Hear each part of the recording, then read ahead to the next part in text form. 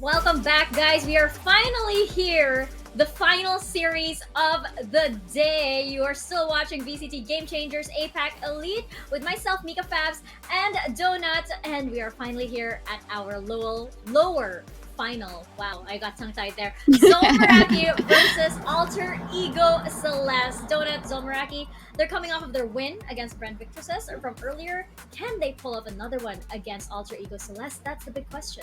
Yeah, definitely. I mean, for a team that had no expectations to win and to become top three versus the one expected to win and come out on top for APAC Elite, this is going to be a big matchup because I think we saw in the interview with Capricious, right? They did not expect it at all. But they played it round after round. They played their hearts out. It just really goes to show that their effort has an outcome. And will that outcome, though, really stem even branch out to this best of three? Because they're going to go against the Queens, AE Celeste. And we all know when it comes to AE Celeste, yes, they're methodical. Yes, they have the sheer firepower. But X and S just overthrew them earlier on in the first match. That's right. I'm a little bit nervous for Alter Ego Celeste just because they looked a little bit shaky, as you mentioned, against Extend Sapphire. But these are the Queens, so let's take a closer look at both of our rosters from ZOL Meraki and Alter Ego Celeste.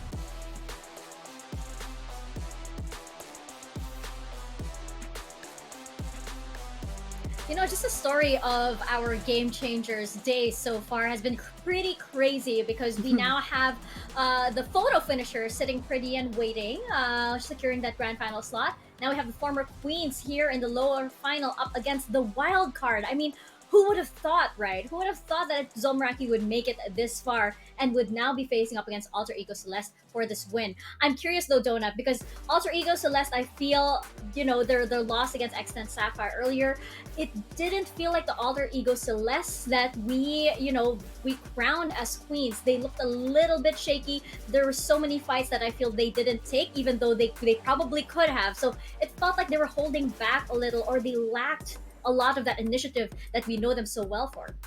Yeah, I think it's also about their journey all throughout the whole stages of VCT APAC Elite.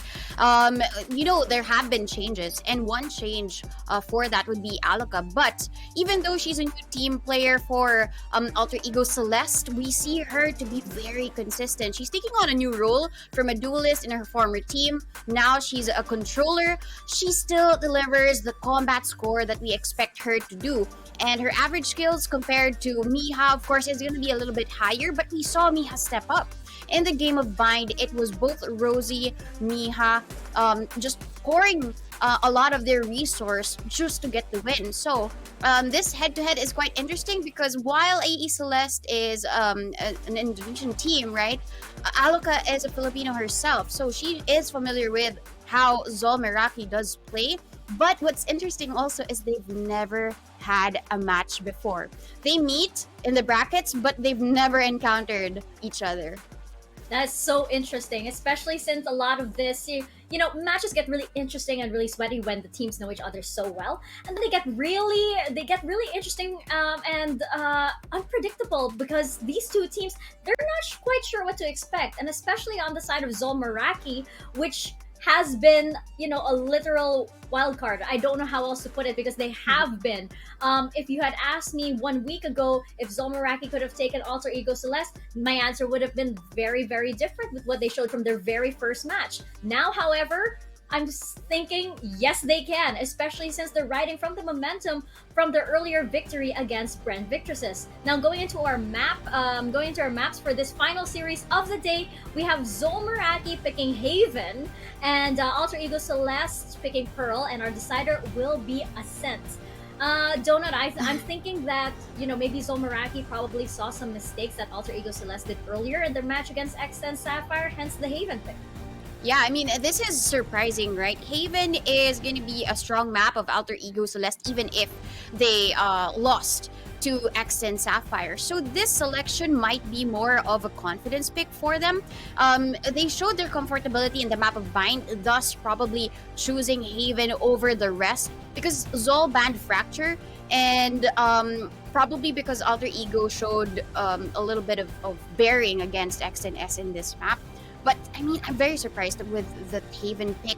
But Pearl is not a surprise to us at all. AE Celeste just did overcome X10S here. Just did not have success in following through in the best of 3.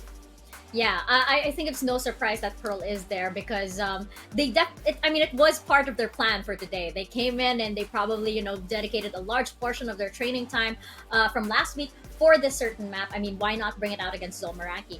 The interesting thing about ZOL Meraki, though, is because they are very unpredictable themselves. I love the way they switch up roles with the different agents and everything. And even if, let's say they're playing Sentinel roles or something, you find that the Sentinels are the most aggressive ones. So they're a team that's not afraid to mix things up, even whether it's the agent selection, whether it's actually being in game.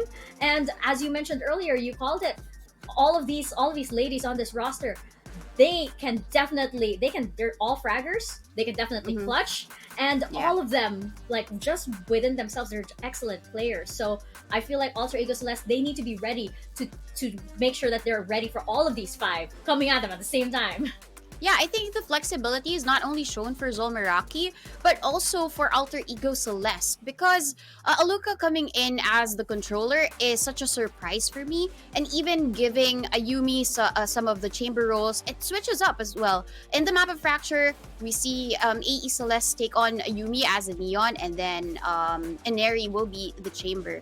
But for some of the maps that we've seen from them, Pearl is a makeshift difference because I think it was Ineri playing the Fade here. So a little bit of switch up. Playing the no duelist composition was also a surprise for us, but they made it work. They made it happen. They won the map.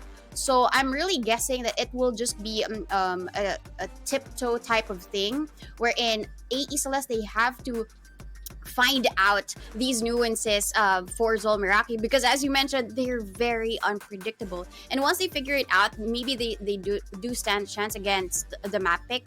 It's Haven after all, so for sure we said stats don't lie, but I'm still heavily favoring AE Celeste for Haven, and Pearl can be something of an X factor for ZOL Meraki, and that's where the unpredictability can come in. Yeah, and just thinking ahead into the agents that they're gonna pick. I mean, last time we saw ZOL Meraki on a Haven, they did bring out Sova Breach, and they did bring out Capricious on the Jet.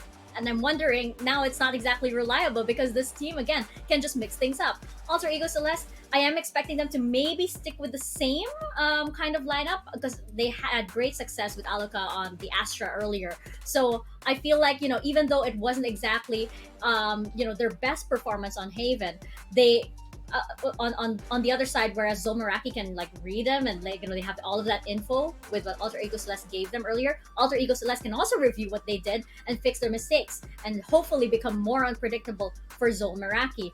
I don't know though. I have a feeling. I have this gut feeling that wants me to root for ZOL Meraki just because I love it when teams can be so crazy and unpredictable in these settings.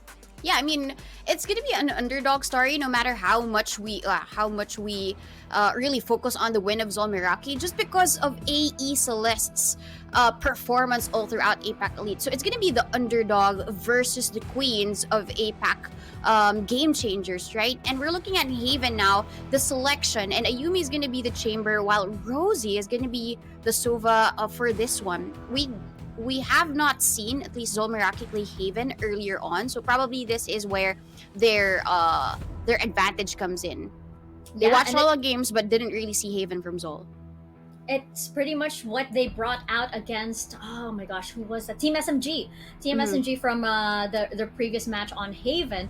And it seems like this time around, I don't know, they have, I feel like it's a really, really huge, it's actually a huge power play that they picked Haven because of Alter Ego Celeste, needing to repeat potentially what they had to do. They're going to definitely default that. It's so fresh in their minds. And for ZOL Meraki, they can show something entirely new, especially since, in Haven, we did bring up how ZOL Meraki loves those close plan scenarios and are so good, the masters of the diffuse, as we like to say. And on Haven, there are so many opportunities for that, having 3 sites. I don't know, really quickly, Donut, is this going to ZOL Meraki or Alter Ego Celeste? It's gonna be very hard to say, right? It depends on who will take on the first picks. Because when it comes to recovery, AE Celeste is very good at it. But ZOL Meraki, they give out that surprise factor. So I would want to root for ZOL Meraki for this one just because they selected Haven for a reason. I want to see that come out. You know what? I love an underdog story. I think ZOL Meraki. I'm rooting for ZOL Meraki in this one. We'll see though. Alter Ego Celeste could retake their crown, so let's find out and go into Haven. Toss it over to our casters, Black and Blue and Tash. It's an insane day of surprises and upsets. Both series today coming in with an amazing plot twist, and now in the lower bracket, we are seeing Alter Ego Celeste going up against ZOL Meraki. 2 teams that I never thought I would be casting in the lower bracket. The lower bracket finals, for that matter, Tash. What an amazing day we've had in store. Only thing to be expected at this point is the unexpected. So, with that case, with most people predicting Alter Ego to come out on top and go towards that side into the grand finals, ZOL Meraki, they're in the proper place to subvert many expectations. For Alter Ego Celeste, there's a lot of expectations on their shoulders coming in as the undefeated team throughout the entire year.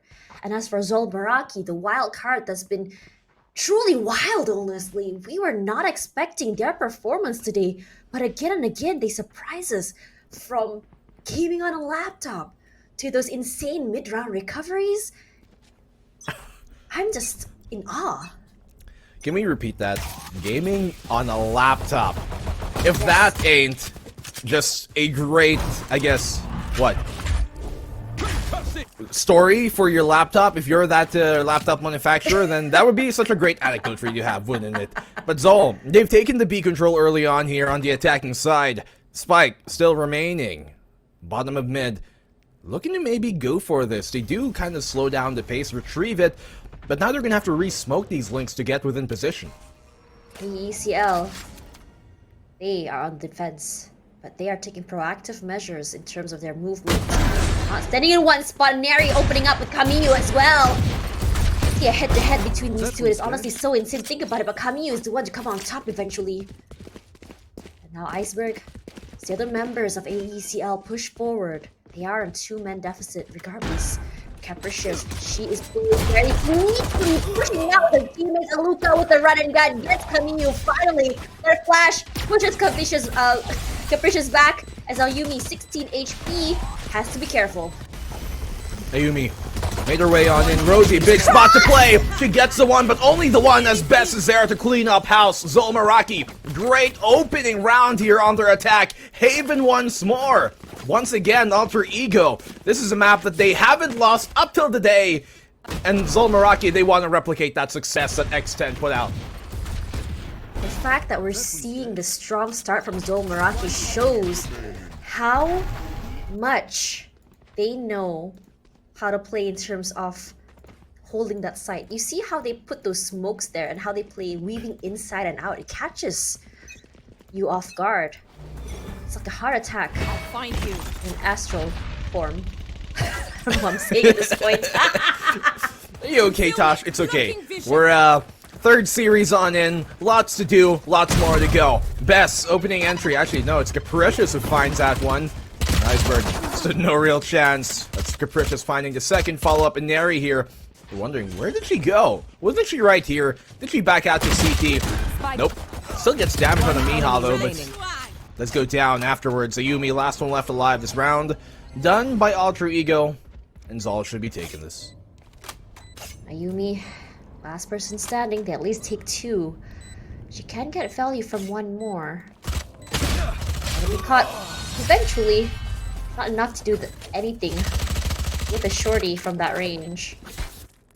So, this is where things get a little bit more scary, at least for ZOL Meraki. Alter Ego Celeste, great recovery, but now you put them on rifles. BYB fam. If the mental is right, they would be able to get this momentum back in their hands and eventually keep steamrolling. Or will ZOL Meraki come back with those insane thrifties that they did against Brand Victress? Well, it's a good day for ZOL. Not so spicy for Alter Ego, but their stories for the round, for the day, aren't done just yet. We'll close those chapters at the end of this series. But Alter Ego Celeste, they've looked mortal now on Haven. Now that they've finally faced their demise. And X10 Sapphires were the real first ones to deliver out that dish. ZOL Meraki, their bonus here. We see this many times come on over, that's all, that they're really thrifty in playing these type of rounds. They know how to play them, know to close that gap in terms of range of engagement, and make sure that they don't try and take these unnecessary fights. So you're going to see them group up quite a bit, and when they hit, they're going to hit hard. ACL likes playing aggressive, and I think for the side of ZOL Meraki, they are very aware of this. They read Brand Victress like a book, and I wouldn't be surprised if they know exactly what to expect from AECL as well. In a lot of situations for AECL, a lot of teams, it's hard to go against them when they go aggressive, but what happens when you don't get the response, when you don't let them dictate how exactly each round goes? Capricious already on the site. No charges left. Gonna just take her time as she waits out the concuss. And for now, not gonna get that value from that dash. She moves away backwards, but she does at least have an idea, at least, that there might be 2 or 3 on the site. Yeah, I mean, it isn't out of the question to re-hit this right now. There's still 2 defenders pulled towards that B site, and if they ever do get a pick off, oh no, Cameo, this mistake I see happen quite a lot. They do pull a bit of the attention though, at least towards B, so that should help the entry just a bit more towards his A site. But the stars give him away. Now they know there's someone here in garage. Navsky finds the one, Cameo goes down. She's made her presence known and she pays a hefty price for it, Tosh. 2v5. Ooh, Iceberg. Yeah, this is Spraying inside, and she still finds it. That's very, very sneaky as best. 10 seconds Gonna be left. slowed, but she will take her time with this. Where exactly can you look when there's going to lead so many different girls from different areas staring straight at you? And for this is a good round for Alter Ego Celeste, only losing 1 person in the process. Note to all roamers who are in a position to catch off the rotate for your team on the attacking side, stop giving yourself away. Stop giving your position away. You had such a great spot, literally. If Cameo just waited there in B, and then they executed on the site, and then the 2 players from the C site rotated towards B and she got a pick off, it would have been infinitely more value than she found in that round. But bygones be bygones, we move on. Technical pause, but I'm sure these 2 teams, something that, especially after a long day, both warranted, wanted, and unwanted. It's like, yes, at least we get a break, but darn, do we really have to extend this more? We just played 2 best-of-3 series. Yeah, we've seen the battles of tooth and nail here. No 2-0s. When you're this close, you don't want to go down without a fight. All the scores have been really close in every single map. Even for us, every single time, like, we think that 1 round could go in the side of one team, it's never been definite, especially against ZOL Meraki in that mid-range sort of situations where you see Rosie with the 3Ks randomly, Best just randomly clutching, and Kami with the openings. It's been crazy. But for Alter Ego Celeste, we know that they play very precise. They are very, very great at maintaining their composure.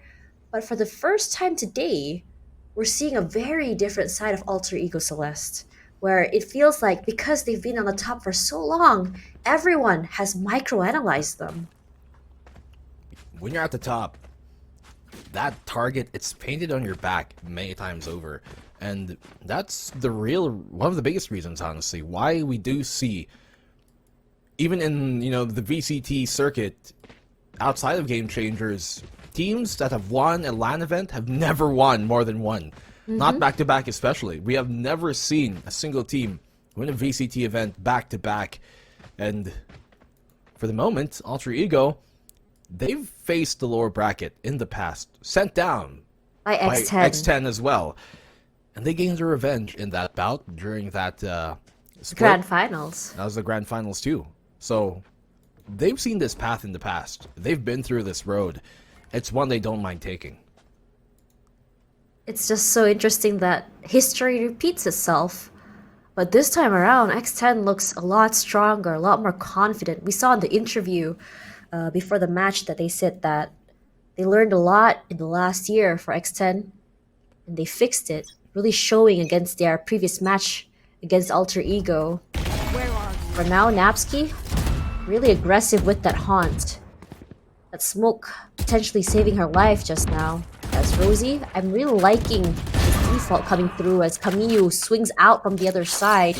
Tag team situation from ZOL is absolutely scary, but not without chunking off 70% of Camille's HP. Well, she takes that fight. Doesn't win it in the end there, Ayumi. It's going to be a big loss here for the defensive side of Alter Ego. ZOL, they are on their favorite attacking side.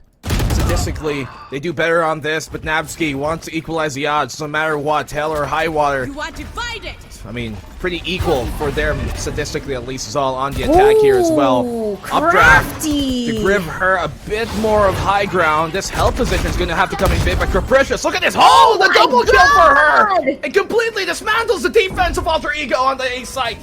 She baited them! Usually you would see a Jet dash into her own smoke, but how they set it up there is she updrafts upward on top of the boxes, catching everyone off guard. They don't expect her to be over there. She plays this nasty corner, and for now, you don't check your corner, but how did she get away with that? Great recovery, and Neri finds Best.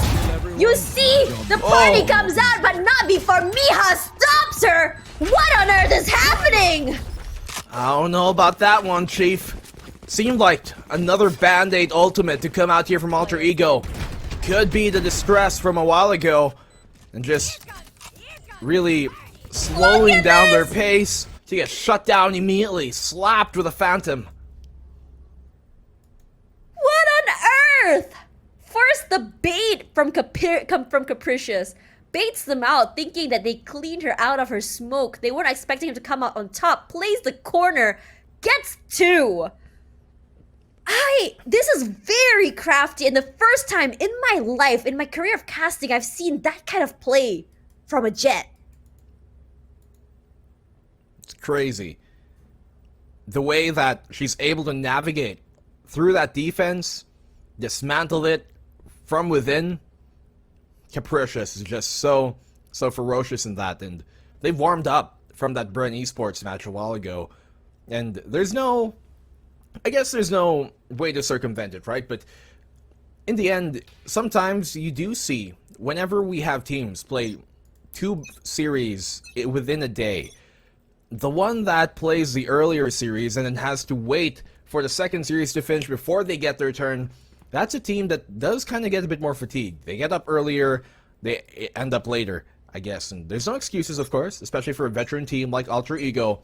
But these type of things, they do play a factor. And decision-making becoming a problem, it could be part of the reasons on why we end up seeing those type of rounds.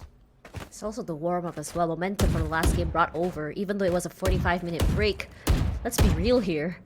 It's a lot longer wait compared to Alter Ego Celeste. Regardless, I think what you're calling just now is called a gamer hours. We don't wake up in the morning. Let's be real here. Okay. Shot doesn't connect. Tosh, Yes. a sensei of the DJ hours. I see you're awake at the Nah, early man. times of the night. I've retired. I'm on grandma hours now. Oh, really? Especially as the age is coming into another year soon. Do you have an alarm on when it's bedtime? Oh, heck yeah. I really do. I literally do. It says sleep good. Nice. Hopefully you get your good sleep after tonight because we're burning the midnight oil. Best opening things up. It's an anti-eco here from ZOL. Oh, Things should look go at their way. Capricious! What on Yeah. earth? Look at the momentum come 30 through. seconds left. Quick recovery, but Player Namsky from the standing. backside not able to find Miha. planted. That crouch, saving her life. All Iceberg has is just that shorty. What are you gonna do about it when Capricious is feeling hot? Crush them. Way too clean, way too easy here for ZOL. These anti-eco rounds, they're quite proficient at converting them, and frankly, Alter Ego Celeste, they just simply don't look confident on Haven. They lost their Haven a while ago versus X10, and to see the favorites go down this early, well, it's not really this early, but to go down at all is still a big thing. Come on, you gotta believe this is a map that's a little bit more biased on the attack side. And look at the pace here coming through from ZOL Meraki. They are completely dictating the speed and the pace. Capricious almost getting caught up, but Neri still gets two! Wow. That is a very deadly combination! But Capricious still very much around. She plays this corner, does get caught out eventually, but look at Aneri. She is very aware with that information how she wants to play this. Immediately Capricious has to give up that space. She is marked inside of the smoke. But no one is overextending. They don't have to. Shock dart coming through as well. No one gets tagged. And Rosie still waiting in the corner. A different way of AECL playing. And I have to say, look at this. This is a very aggressive Nightfall. They want to push them. And immediately they have full control of A-Long. But Ayumi in the backside. That's crazy. Pushing them out of A-Long and straight into Ayumi's sights. Standard play there, but one that's quite effective. Sometimes simplicity is exactly what you need. The C's into the paint shells, more than enough to gain them the value that they put out for that play.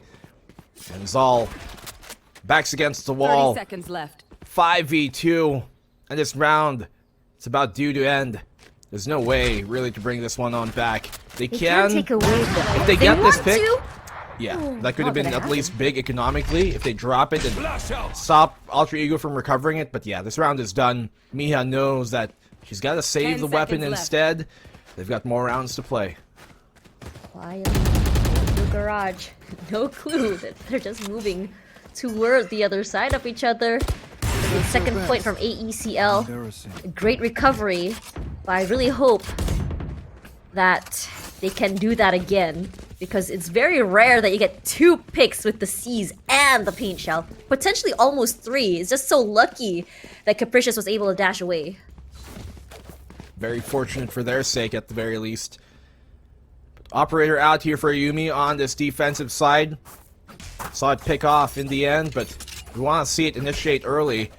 Looking to default here now, ZOL. Realizing that putting their eggs into one basket hasn't been working out for them. Cracked shells have shown them that They did it result. again. They go for the exact same play. I was kind of hoping they would be on a different site. Yeah. Regardless, that haunt, they're gonna get the information they need. As for Camille and the rest, they're taking their time. Do you see the readjustment by ZOL Meraki here? Every single round, they don't allow the same thing to happen over and over. These small minor readjustments have been great for them, and it catches a lot of teams off guard, even us as casters. Yeah. I would have liked to see that play that ZOL just, I mean, Alter Ego just threw right now. The C's plus nade combo. Maybe thrown towards C or the C mid-grass long instead, or, yeah. Yep. Or Could in have been front of better. garage would be great. Look at the lurk here, though. Look at Camille. She's been able to slither her way into that A link, and now she has the potential to cut them off. But way. on the cratch, Oh, that's going to be no. Iceberg finding her. Flashbacks out to keep him at bay. And Neri, absolutely Oh my huge God. play this round. She's been coming alive these past 2 rounds. And another potential flawless could come here for Alter Ego. Great recovery from Alter Ego. And we call this, and I really like seeing 30 the seconds slow left. plays from them. Bess all alone right now. What are you gonna do? She's good for 1, good for 2! Bess making the impossible happen! There's still 3 more to worry about, but not in Ayumi's sights. No, not just yet. Don't get carried away. Alter Ego keep it locked down. And you talked upon it a while ago. Attacking side here. More favored in general on Haven, yes. But for ZOL Meraki, there actually isn't much real difference at all. They're literally 1% differential on their attack towards compared to their defense here in Haven, which is in huge contrast, really, here coming from Alter Ego Celeste, wherein their attack is by far much more favored. So if Alter Ego Celeste can keep up these numbers and literally just get 1 more round, they'd be in a good spot to potentially come back into the second half. It's really interesting how we saw the default come through from A, B, and C, but as long as Alter Ego pushes up, you would see that it was almost like a pinch coming through where they are actually stuck in their own spawn. Ayumi from one side and Neri from the other, and they're forced into a long, and in that situation, the utils come through and suddenly they can't do much, but you see the pings come through. Looks like they want to go to C. They might have an idea how to execute this. Spike's still in spawn though, so It's okay, they got it. we got some time to burn. You forgot Retrieve the it. baby. You forgot the objective. PTO. Play the objective. Friends Yeah. and folks. Don't leave the eggs. Don't leave the basket. I like the forgot the baby. It's a funnier meme. No. I would hope that nobody forgets their baby. So let's not continue this trend, Tasha. This is not something that we should. It really isn't. Look at this corner Neri's playing. This praise come through. She does get a tag. She's playing the corner of death, but they know there she is. Aluka in the backside. She does get concussed, but here comes the party. Does it hit? No! Wow. Camille was faster! And so was Capricious! Insane speed coming in from ZOL Meraki. That's the second showstopper that has been stopped. Did you see how much utility they dropped on that site? The concuss with that fault line. The stun with the Astras concuss as well.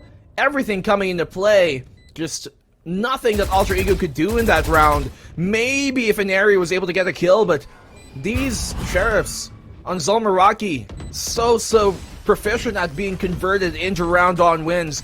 Ayumi, maybe she can find a pick-off here with this Tour de Force. It does come though, 3v2, winnable round, but things are crumbling here at the seams for Alter Ego. Namski! What a round from her! Gets stunned though, the fault line connects, the time is ticking. She's bled out for time, and Miha once again coming in big to secure the eco round for ZOL. Oh my god, what? Just when you think they get the recovery, there's always Miha at the end of the line to stop it. Look at that! Capricious, insane speed! And when you think that you had cleared someone with the up, Miha just comes through! I don't even know. Holy! So, by the way, Kamiya somehow gets that kill with her headhunter. I don't even know where she finds it, or rather how she finds it, but such a big place. ZOL Meraki, they've absolutely stepped up. Their honeymoon seems to have not ended just yet. B-side is theirs to take, and that they do. Alter Ego Celeste here in the post-plant retake. Look at that. Just moving around each other, weaving in an area with the opening onto Rosie. Regardless, Nevsky finds one. Then she finds two. Prowler gonna clear out Gong at least. Doesn't find anyone. Camille? Lucas timing! It's just not on her side. Bess finds one as well. And now they're dwindled to a 3 versus 2. Bess and Napsky, all they have is just this corner. This smoke is not allowing her to push safely. If she pushes, she catches one, but the cross is ready. What a round here for ZOL Meraki. That late lurk absolutely just secured the round here by Camu. One of the best ways for a defense on the retake towards a B site in a full 5v5 retake to try and dismantle a hold is to go and take that garage away from the attacking side. You take that garage, you can gain easier access to potentially steal grass control away, especially. But even if that happened, it's not a sure ball thing that ZOL would have lost the round, because ZOL, they didn't play back. They didn't play for the post plant kind of off-site defense on that post. Instead, they waited inside of it and took the brawl right to him, and they still won it out. Can she get the tap here is the question. She suspects it. Camille is just so unlucky. There's 2 or 3 people there, but look at the speed coming in from ZOL Meraki, knowing that everyone is on grass. That Cosmic Divide is good to buy some time. Capricious is not scared to take up space. Still holding the area here. She can weave in and out. Her teammate is there. They trust each other. Capricious pushing out once again as a Neri. They are very, very aware that there is going to be at least someone in the back for that backstab. Allows them to be able to isolate some of these fights. Head being found by Yumi. 5v3 right now in the favor of Alter Ego Celeste. Here comes out the Cosmic Divide. The curtain drops, and oh my goodness, they clean up house. They mop the floor here with ZOL and Alter Ego. What an eco they've just pulled off. Get a Thrifty, you get free upgrades. It's a great day, rather a great round for Alter Ego with only a 2-point deficit, and they need to come back. Now for ZOL Meraki, a team that relies on this momentum, this round is actually great for that recovery, at least for AECL, but we know that ZOL Meraki tends to just do these micro adjustments every time they feel around, and I'm curious to see how exactly they'll be changing it up. Their B defense just now was so great. How, if you noticed, even though they put a lot of utils early, but they still make sure they have enough for that post plant. That Cosmic Divide did everything. Worked so many favors here for Alter Ego Celeste. They've gotten 4 rounds, which is the minimum that you want on this half. And Ayumi, great pick. Look at that. She goes in for more. Tosh said don't double dip, but seems like she doesn't want to listen. Capricious, she ate that damage from that Roomba. Yeah.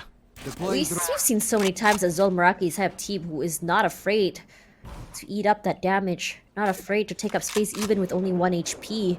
Capricious waiting inside a smoke, looking for the right time. You know that B is potentially empty as Best finds Aluka. C as well. They have full control of it. B and C if they want to. But Spike rushing into the C site here. And the rotations coming in here. Miha is the one that will swipe the floor with Ayumi. And without the up, it's going to be a little bit of pressure off their shoulders. Rhyming the alphabet, A, B, C, it's all phonetic because the sound that ZOL's making here is a rumble. A thunderous cry to take this map away from Alter Ego. A map that, barring today, once again, they've looked perfect on. But ZOL Meraki, they want to further stain that record as it hasn't already been today. This round is pretty much done. Napsy gets caught on out. Oh the blades cut her God. up. Sushi made. And ZOL, they secure the advantageous half. Did you see the adjustment? They lost the round, immediately readjusts, and come back on top. When you're against a team that's actively shifting around, how exactly are you going to get a read on this? It starts off great with Ayumi. And then suddenly you see the adjustments, they go straight to C and B. That full map control allows them so much space. Doesn't allow that. Look at this. Capricious comes here, immediately finds the last person. And it's cleanly done. It's very, very surgical. Yeah. You can see Aluka kind of pre-aiming the deeper angle, doesn't realize how shallow already on the peak Best was. Just catches her out. This is what's so interesting about ZOL. They are by far in the top 4, the team that doesn't play around the same kind of structures most of these other teams play. They really are great at shaking things up and diverting expectations. Great find here by Capricious, but they've lost the pick in return. Oh, she heard the teleport here, Capricious. If she times it right, she might be able to get it. Bayumi, she has her eyes trained. She knows exactly where the spike is. Movement can be key. They actually know that's about to happen here. Now, the most important thing is to not peek, and she misses! Capricious putting that smoke down, giving her some space to move and get the plant. This is gonna be big for them. They do have 46 seconds, lots of time to play. They know exactly where Best is. Careful, not allowing for that double swing has been vital, but here comes the concuss. And she buys some space for herself. Aluka finds Capricious, but at the end of the day, Best can't do anything as a conquest. And Iceberg seals it. Round 12, going to Alter Ego. They just have so much more utility to Switching throw in the sides. faces of ZOL in that one. Literally so much to deal with. The concusses, the haunt, the fault line, everything coming into play. The flashpoint right on after. No real chance to try and fend that off dryly. And they're the ones who are wet at the end of the day. Their blood soils, but I want to hear what the panel has to say. So, Donut and Mika, how you guys doing?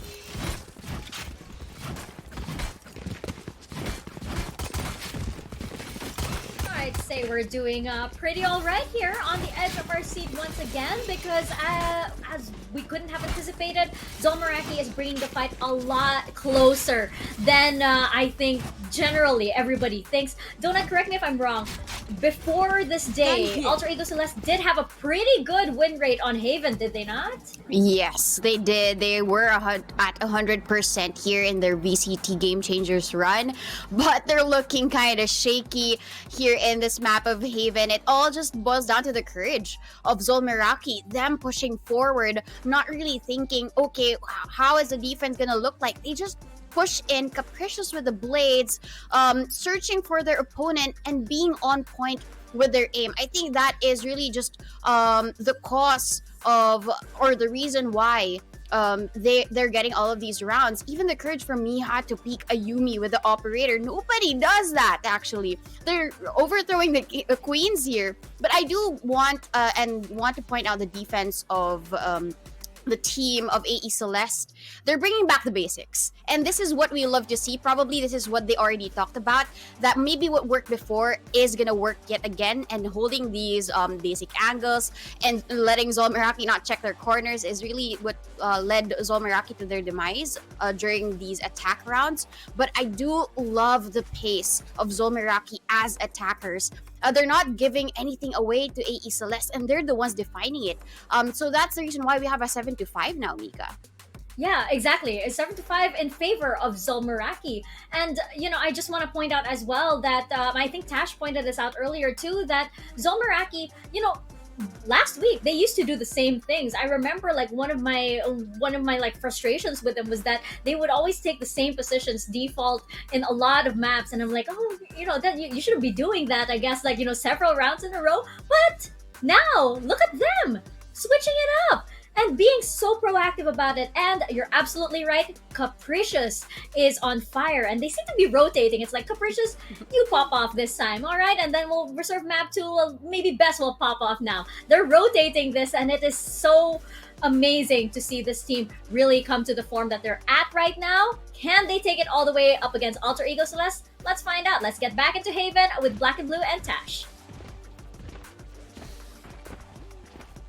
Thank you very much to the lovely panel as we go 7-5 as the switch happens. This is when it gets very interesting. For Alter Ego, they're now on the attack. And we all know that this map is a little bit more biased to attack. And it's going to be great if Alter Ego Celeste can get those opening picks. Biased map, sir? Wow. Biased to an attack! Why are you doing this? Tosh exposed. No. Next don't do esports this. article out, expected on Twitter. Please. I'm too young to be cancelled. Alter Ego. They want to cancel out any bad juju they've built up this today. Haven hasn't really been looking as welcoming today as it has been historically for them. Their percentage has been lowered today. Huh? Uh-huh. Ruining that perfect record with a small but large, in effect, stain. Triple stack here towards this defense on the A side, but they're playing really close. They're playing pretty up front. They pull back just a bit. They could get circumvented if they stick a bit too close to their guns. Shotgun comes through Haunt. Maybe marking Rose, we know exactly where she is. For now, she's playing a little bit close. And all the other members cut the noise. And suddenly the fake. They're immediately rushing, but look at ZOL Meraki. They know exactly what is going on. Leaving only 2, one on B Link and one heading towards C. They know exactly, through and through, the playbook of Alter Ego Celeste. The opening coming through by Best. That concuss as well coming through, and Neri will be the one to get the first pick onto Best. Rosie gets a trade at least for her teammate. Camille gets one, but not before Napsky takes her out. Whoa. Rosie from the backside, 10 HP, still gets one. They're waiting for Iceberg, beautifully done! And there's only one more person to worry about, Aluka. She has turned all the way to the other side. Oh. What? That cross was already seen by Capricious. That's insane. Like the Matador, her eyes lock into the red flag, doesn't realize that Capricious was right around the corner. And gets the round done. ZOL, Meraki here. Great defensive round for them. They rotate just in the nick of time. And initially, even though Alter Ego found that opening pick, it seemed quite deadly, quite dangerous.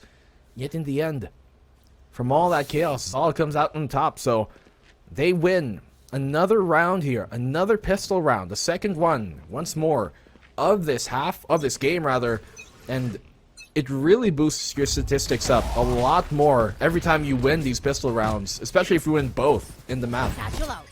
Satchel out. Changes that come through is just so insane, and Mary makes it out alive. She gets so much space. She needs that right click. Miha is waiting, and so is Rosie. The spray is coming through. Camille pushes out. Tries to go for two, but Iceberg with the frenzy catches her off guard. Rosie finds Iceberg in a clean round. Once again, only losing Camille. Hey, it's my favorite skin. Which one? What? Valorant Go Sage. Oh, really? Yeah. Of all the skins? Yeah. Okay, no judgment here. No judgment. I mean, because I like anime, and like Sage. Of course you do. The next best skin is Of of course course you do. Gaia. Of course you do, Tosh. No surprises here. Even in a day full of surprises. That one, it's not befallen me. ZOL, they've got the bonus here to utilize. They were able to convert some of their ecos a while ago in the first half. They can do it once more here on the defense. Trying to contest early on towards long. Haunts on out. Drone catches that info. They realize there's at least 3 players here at the minimum. And that pulls the defense. Doesn't actually move it too much. I mean, they have the right positions for it anyways. Miha is here towards A link, the default spot you're going to expect to breach anyways. You're in a good spot to really fend off a lot of Alter Ego's intents. Ayumi, she's great with the opening. Doesn't happen. Bess only gets tagged a little while. That smoke will deter them, but Neri playing it very quiet. No one has spotted her out yet. Might be seen eventually by Rosie. They do know now at least. All eyes trained in the area. She plays it safe, waiting for her teammates just to give some information. So long as they get some info on the site, she's able to take up space. And here comes the pain shells just to clear out the back of sight here. Rosie takes some damage.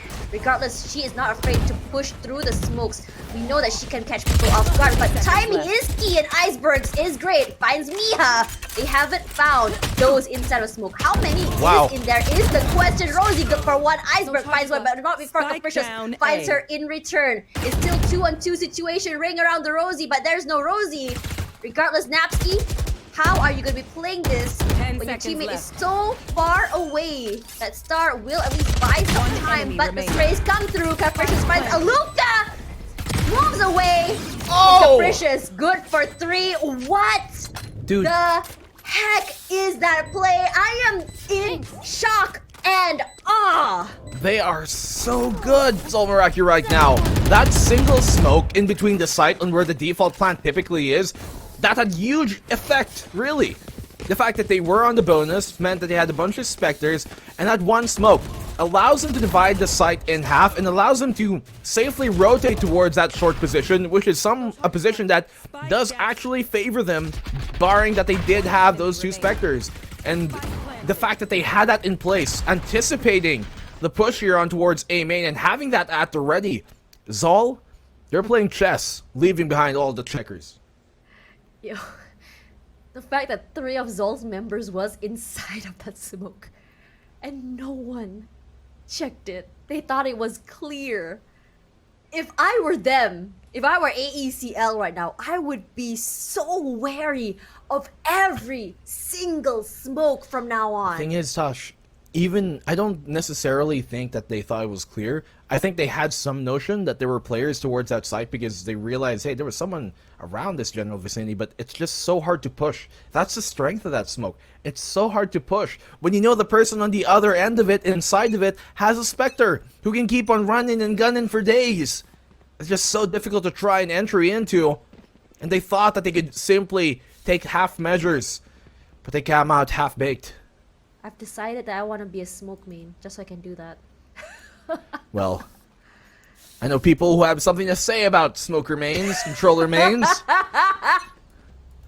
In this case, I wouldn't blame you. Regardless. I'm trying to figure out here, what exactly can AECL do? It had some pretty great thrifties in the past. She walks in with that. Best with the concuss. Oh! What a shot! She still gets it in the end. Gets the tip of her knee. Not a great day. Not that she could get out of that, but Camille has been extremely sharp today, and Mary does find Miha. So at least that's one consolation prize. ZOL. They seem to have found themselves steadied after some shakier rounds early on.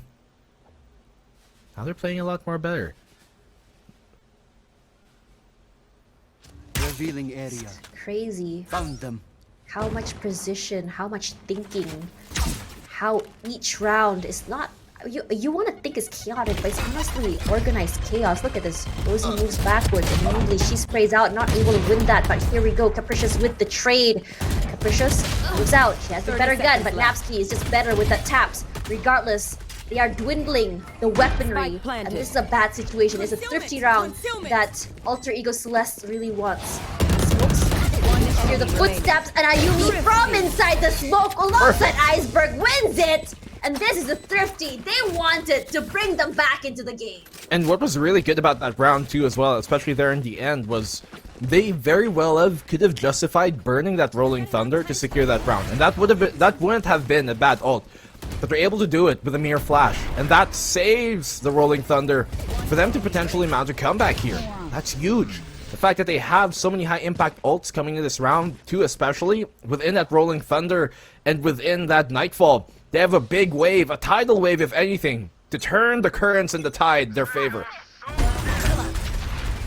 Mary, she wants to play speed, immediately What a catching pull. out Rosie stuck in that gravity well. That was brutal. And that's their information gone at least. It's gonna be a bit rough. They can rely at least on Camus' trademark for a little while. Cutting the noise, but look at ZOL Meraki. They are not reacting at all. Brilliant here on that gravity well. You can see really a lot of Inari's value is found in those super aggressive plays. At first she's super proficient at, but so is Capricious. She's got an angle here, a committed one, but she can dash back out in a safety if they so choose so. This smoke once again is going to be a big problem for her. She burns that Haunt. She's giving her position away. The dash isn't prepped and she gets found and traded. Goodbye sometime. They're now still waiting. Here comes the Nightfall. Everyone gets tagged to Camus, gets out of the way. Regardless, Miha still waiting in the smoke. Ayumi was prepped and primed for her. They don't fall for the smoke and mirrors game anymore. It's Camus. She's struggling to find an angle as Neri. This is one of the most annoying places to play about because from the backside, she finds best. It's a really good choke point as AECL finds momentum back in their hands. You would know. ZOL, they're really starting to let their lead be cut up to the suffocating nature of the composition that they bring here. Alter Ego has started to pick up steam. You can see they have so much crowd control on the Fade, on the Breach, and on the Astra. But in some ways, that the paint shells as well, it could be considered that kind of crowd control. The Rays could too, in a softer way. So there really is a lot to shake up and force out angles here from ZOL. They have so much corner clearing that those type of committed angles are really hard to pull off when you're ZOL on the defense. Still waiting for buying time. See this aggressive angle Camille is playing. She wants that value from that Marshall. But for the rest as well, look at the push out from A. They're trying to play the same way ECL played, is to catch them off guard, but the headhunter is prepped in prime. Camille does get seen, immediately moves out of the way. Ayumi, she already has control of the garage. They're very aware they're pushing through. That aftershock will at least buy some time, not before Ayumi takes out Camille, teleports out of the way. And Mary, she's wide and ready to just press W and go full speed ahead into the site. Bess is gonna get concussed here, and Neri runs up, clears logs, finds 2 at least with the help of Nabsky. Ayumi's still waiting here, just in case someone wants to play the wraparound. I wonder why we see their cameo try and peek that when she very well could have committed to one angle, and if it gets too hot, TP out to safety. She had the rendezvous set up for her to go back all the way to CT, but overcommitting on that fight. Too many eggs. Not even a basket to put it in. Capricious finds that kill on Ayumi. Gives him a lifeline, a path to prosperity, but it's still going to be quite difficult. I think they're going to concede this round. They go for the save instead. And Alter Ego Celeste, they've cut this lead to much more digestible numbers, Tosh. This is looking close. She wants to get those guns out of the way, but they are gonna be finding her eventually. She's running for her life. She can get the pick here still. Can she get 1? She gets 1. Can she get 2 at least? Staying safe inside of smoke, finally goes down. Anieri was prepped and primed from the smoke play. Right on time. Alter Ego Celeste. Look at how much economy they have. 2 players on their side maxed out in terms of money. Neri. Huge pick she finds in these type of gun rounds. ZOL, their lead being squandered. This is now looking pretty dangerous if you're on the defensive side like ZOL are. ZOL's just trying to figure out a way to stop this momentum. Earlier when they were on attack, they were dictating the speed, and now it's down to AECL. For ZOL, they want to go for those opening picks like they usually do with the other teams, but you notice how AECL has adjusted the way they play to get that opening instead. The way they use their utilities have been absolutely suffocating.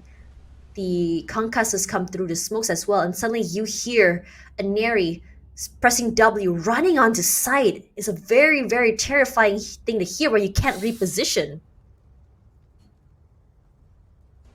This type of committed angles we were talking about, yeah, it's hard to get yourself out of it. Reposition back up to safety when you're pretty much so committed in those type of angles. Once more, ZOL eco round for them. See how it goes. AECL only 2 points away. You want to We play? can't just keep playing aggressive. Tour de Force popped. And Ayumi, we know that she can be a pretty sharp shooter. She wins most of these aim duels while is op on op. Capricious playing behind the smoke. This will at least buy some time. Camille, this aggressive angle is so good for her. She's on the eco. She has nothing to lose. But she does get found out running for her life, playing underneath. Honkas will buy some time. At least they know she's over there. She is stuck! And Neri takes her out. That's a great pick here from Minari. It's an eco though here from ZOL, so don't really expect too much as of yet.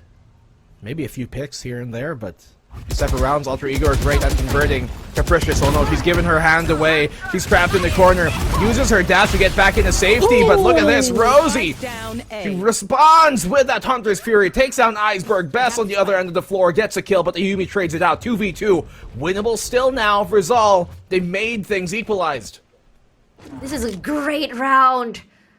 The idea was scary, very risky. 30 seconds left. But to just bunch them up on main and letting that Hunter's Fury rip there has been huge. Anari only with 50 HP left. She survives. But 0 shields, only 50 HP. Little sneeze can take her out. Yeah, Miha, you're looking 10 the wrong way seconds here, left. buddy.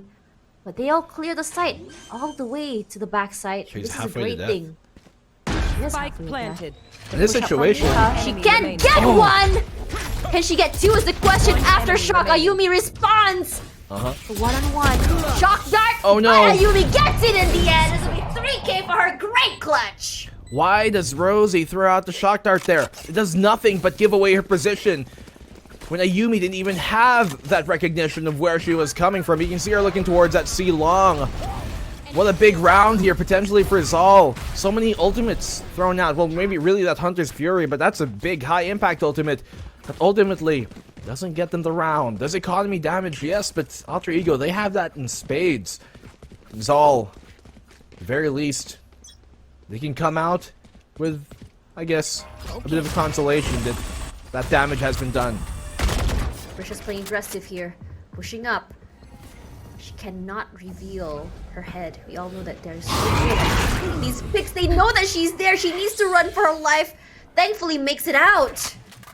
She still wants to double dip. The aggression coming through from ZOL. They want to make something happen.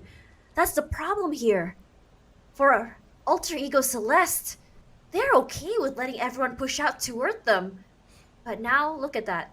It's only Capricious playing this aggressive move. The rest aren't. They're still holding on. And the suspicion, you can see the rotation coming in from Miha. They have an idea that it's going to be a C hit. Alter Ego. That C hit confirmed. What a spray through the smoke. Best goes down. That's huge. That's their smoke drop. And now they don't have any real much control over the post plant. The Rolling Thunder comes out though, which is huge. It hits so many players. 3 of them connect. But Inari still fights back even though she's concussed. It doesn't matter. He goes big. Absolutely huge. Insane. Double kill for her. They've stormily taken this round. When ZOL seemed like they were in a great spot. Inari a third. One of the best players, if not the best player in APAC. Answering back. And Aluka follows up. Alter Ego tie up the game. Great recovery from Alter Ego Celeste, and look at that, the momentum back in their hands. They've taken 5 rounds in a row. And ZOL Meraki, you start seeing those questionable plays, questionable positions, those desperate moves as they try to claw that momentum back in their hands. It's a rough situation for them. But AECL showing that their experience is not for nothing. It is for naught. Not something that you can really just gain overnight. No matter if it's your honeymoon or not. That time, that experience can only be molded by their really success in the past. They want to continue that here. They've been on top of the world, top of the scene for APAC, on top of the continent for this entire 2 years, but this is the big one. This is where it really comes down to if they can convert Alter Ego Celeste. By all means, they should have the advantage to take the round here. Rosie's caught out. She's in a deadly spot. Really bad situation to be in. She does not have an escape. Capricious does fight too. Capricious doing really well, converting this round to her favor regardless. Gonna wait this out. Gonna wait for her teammates to play together at least. And Napsky is the same little area that she's been playing in. But she does not see anyone at all because they're playing in the corner. Little puppy. Capricious. Or she gets through, but she has no clue where to look. Look at that chokehold coming through like ants on a sugar cube. AECL, bring it to 11. Really smart here from Alter Ego. Capricious able to find those kills on the back pedal. Look at her, 25 frags, so far above the rest of the ZOL, with Best being the next at 12. Absolutely putting an titanious effort into this round. So incredible her performance has been, but Alter Ego Celeste, they know this is a team game. They realize that updraft is a potential that Capricious is probably going to attempt. So they plant in a safe spot away from that sight line, and then when that smoke was there to block out the hell angle, you see Nabsky coming closer to make sure that she can swing at the moment's notice if the rest of her team does need it, and that they do. So perfectly played here, Alter Ego Celeste. That veteran experience they have as a team, it's coming in pretty clearly. They have so many different angles covered. Do you see the change in Capricious's positioning? Earlier it was on A, playing aggressive, but this time she put herself onto B. There is a star in front of B as well, just in case, to prevent that fast sort of takes. Clearing every single area, AECL has learned that if you do not clear an angle, ZOL Meraki would take the advantage and run away with it. Rolling Here comes the Thunder. Rolling Thunder as well. Here comes the explosive play. Clears out the backside. They know to check as well the little corner that they have played in. Now, the problem is these smokes make it so hard to retake sight as well as the cross. And Miha, what she's going to be doing here is clearing out Hell with those aftershocks. And she's going to be catching one at least in front of Sewers. But be flashing downwards, nearly missing that hit. Be careful on the readdress, as you say, don't double dip. It's common courtesy. Alter Ego, they've taken so much damage in this fight. Rosie finds one. Iceberg good for the trade, but Miha's there, ready at the cusp. Advantage here in the player count for ZOL! But Miha goes big, 1v1! And Miha still comes out on top from heaven, sends down Iceberg in hell, and from whence she came, she shall remain. ZOL, take the round and tie up the game. Really close round. Took them 5-6 rounds to finally get the game back in her hands. 6 in particular. Now look at exactly how she played this. She catches one from heaven, repositions, throws out that flash, and then quickly jumps down. Insane use of util and follow-up as well. You would think that Alter Ego had that final cross, but because it was in a 1 versus 1 situation, that speed in Miha's thinking potentially had saved the round. Miha, just stellar play all throughout this day. Fault line coming on in, gains control early here of this long position. The operator in the hands of Cammy removed from the situation. She's locking down the B site, but they need her on this A defense. They pull her now, eventually. Her tension's split, but now she's able to try and help this defense on that A site. Swaps out for Miha, who can still affect the fight, who's got a Rolling Thunder to play with. Right here. Now, Alter Ego Celeste, how do they deal with this? Knowing that your that defensive fear! Rolling Thunder is at the cusp. Nightfall comes on out. Operator shot rings out as well. Here's the showstopper. It connects. They find the pick off of it. Bomb buddy out. Look at how many utilities have been put over on that side. Gets rid of the Roomba. Spike planted. Kamyu, she wants to push out. She has an op in hand. Trish is now on the top side. She does get tagged. Eventually does get found out by Ayumi. Gonna clear out with the Rolling Thunder. Immediately pushing outwards, but Kamyu has to reposition. But Aneri was ready for the other side. Look at this crossfire coming through. It's a complete chokehold as Iceberg play inside of the smoke. But Miha does find one. Ayumi finds the other one. Miha good for 2. We know that Miha can be great for the clutches. Make it 3. Suddenly it's a 1-on-2 situation. And Neri says that's enough. Brings it to 12. Match point for AECL. Amazing round here from Alter Ego. They know what they've got to work with. They pull out that Nightfall so that it makes it a lot more difficult for the anchor within the site, in this case, being that Sova, to know how to fend them off and to know where the showstopper is. They find the opening pick off of that, courtesy of Aneri. And then here in the post plant, knowing that the Rolling Thunder is available on the defensive ZOL side, they play perfectly and have Iceberg wait in hell so she can prep a concuss for whenever that Rolling Thunder comes, she can keep them at bay and save them. AECL.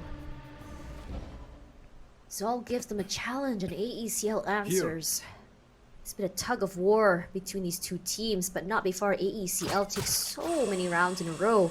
It seems like ZOL still hasn't been able to figure out how exactly to stop this rampage. It always starts the same way for AECL. Play it slow, try to get from the picks, and suddenly, as soon as the clock hits 50 seconds, it's a very aggressive and fast push to the point that it's so oppressive because of the utility usage as well as Neri's rampage. Revealing area. Vicious cycle for sure. One they don't mind. One they know they can swing their way. Fault line here. Connects. Bess in a very difficult spot. She's got a mere Sheriff to try and fend him off. The Bulldog has to go big with Bess. That's an amazing shot she connects with here. Final round of regulation and Bess going big. Capricious on the back of the site, but she's been caught out. Aluka going absolutely huge in this round. 3v2. No rifles in the hands of ZOL to fight with. 30 seconds left. Only lost 2 in this round. There's only 2 Sheriffs to work with. Rosie with the Spectre. She sprays. But what is there to spray when you can't get the long range? You don't know where exactly they are. Not too sure what happened there in garage. But here comes the rolling thunder in return. It's really hard to take that space when the aftershock is there as well. Napski eventually does find Miha. And there's only one person to worry about. It's gonna be Rosie. What are you gonna be doing? She hides from the haunt. It's gonna be a bit hard to push through. If she can at least get one value out of it, but look at this 2-level shots here, and Napski ends the game, and they take game 1, and it's a sigh of relief from AECL.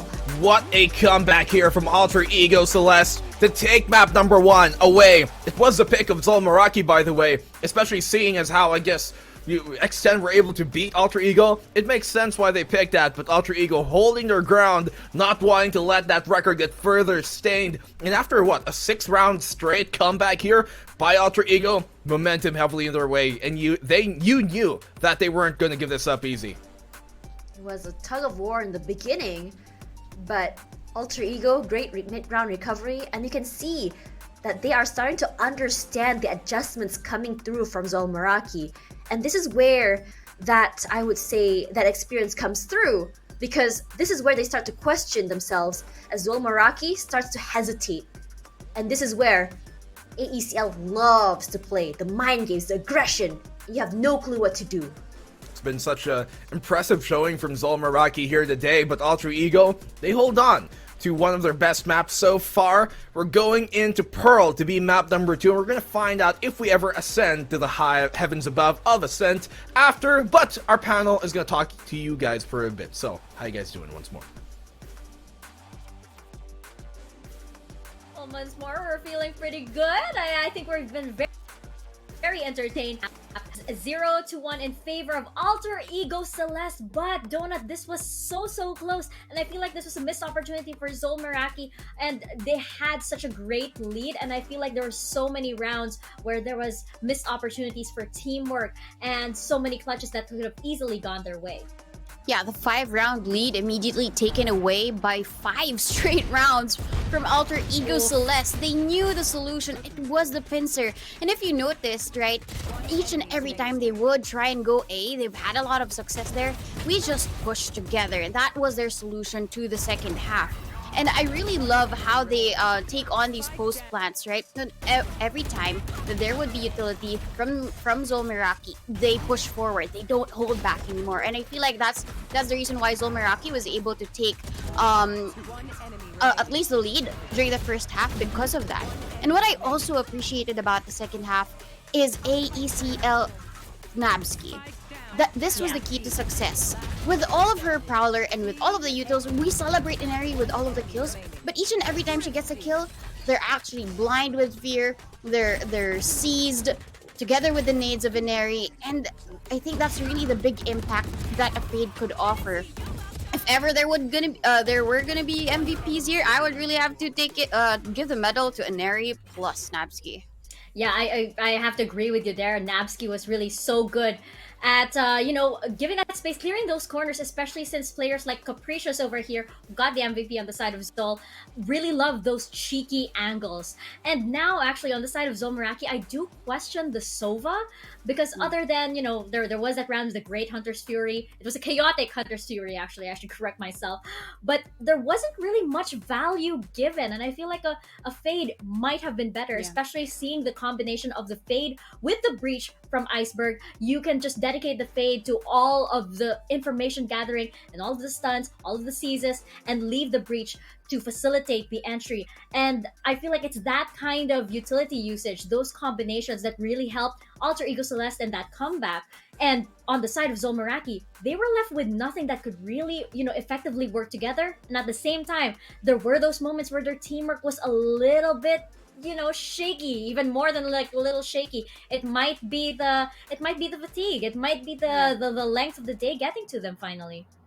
Yeah, I think in a macro perspective, yes. I definitely agree that the Sova pick is questionable just because the meta has changed already.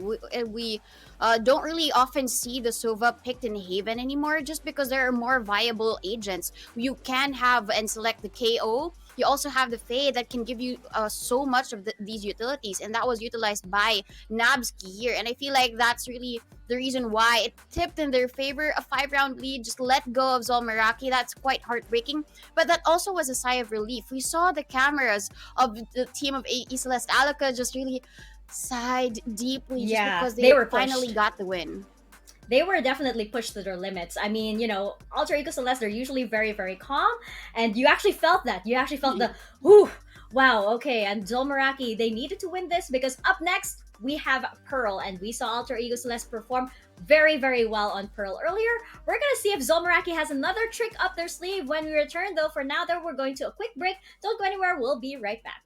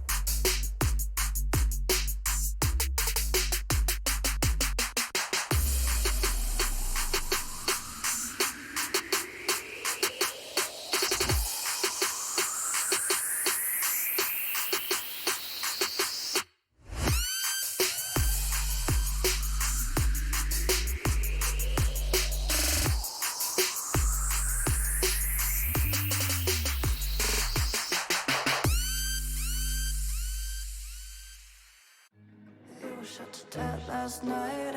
Now you're lying in my bed. Must have been a dream last night, but I can hear what you're saying. You were shot to death last night. Where's my cup of coffee? I was dreaming something bad last night. Can't you hear what I'm saying? One gunshot, and I forgot to look at you, to look at you, to look at you, to look at you. Two gunshots, and my thoughts. We're not with you, we're not with you, we're not with you, we're not with you. shot to death last night, and I thought of someone else. Didn't care about your life last night, at least less than about his. All our dreams were shot to death last night. I see the clock stand still. Nightmares at your heart sometimes, but this is unbelievable. One gunshot, and I forgot to look at you, to look at you, to look at you, to look at you. Two gunshots, and my thoughts. We're not with you, we're not with you, we're not with you, we're not with you.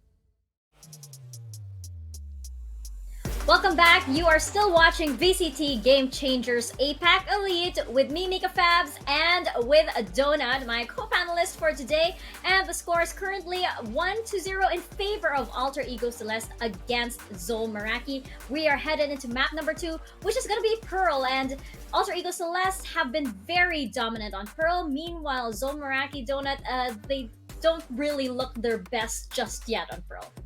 Yeah, I mean, they finished strong. I mean, AE Celeste finished strong with a 13-5 or a 13-4 against X10S in this new map, right?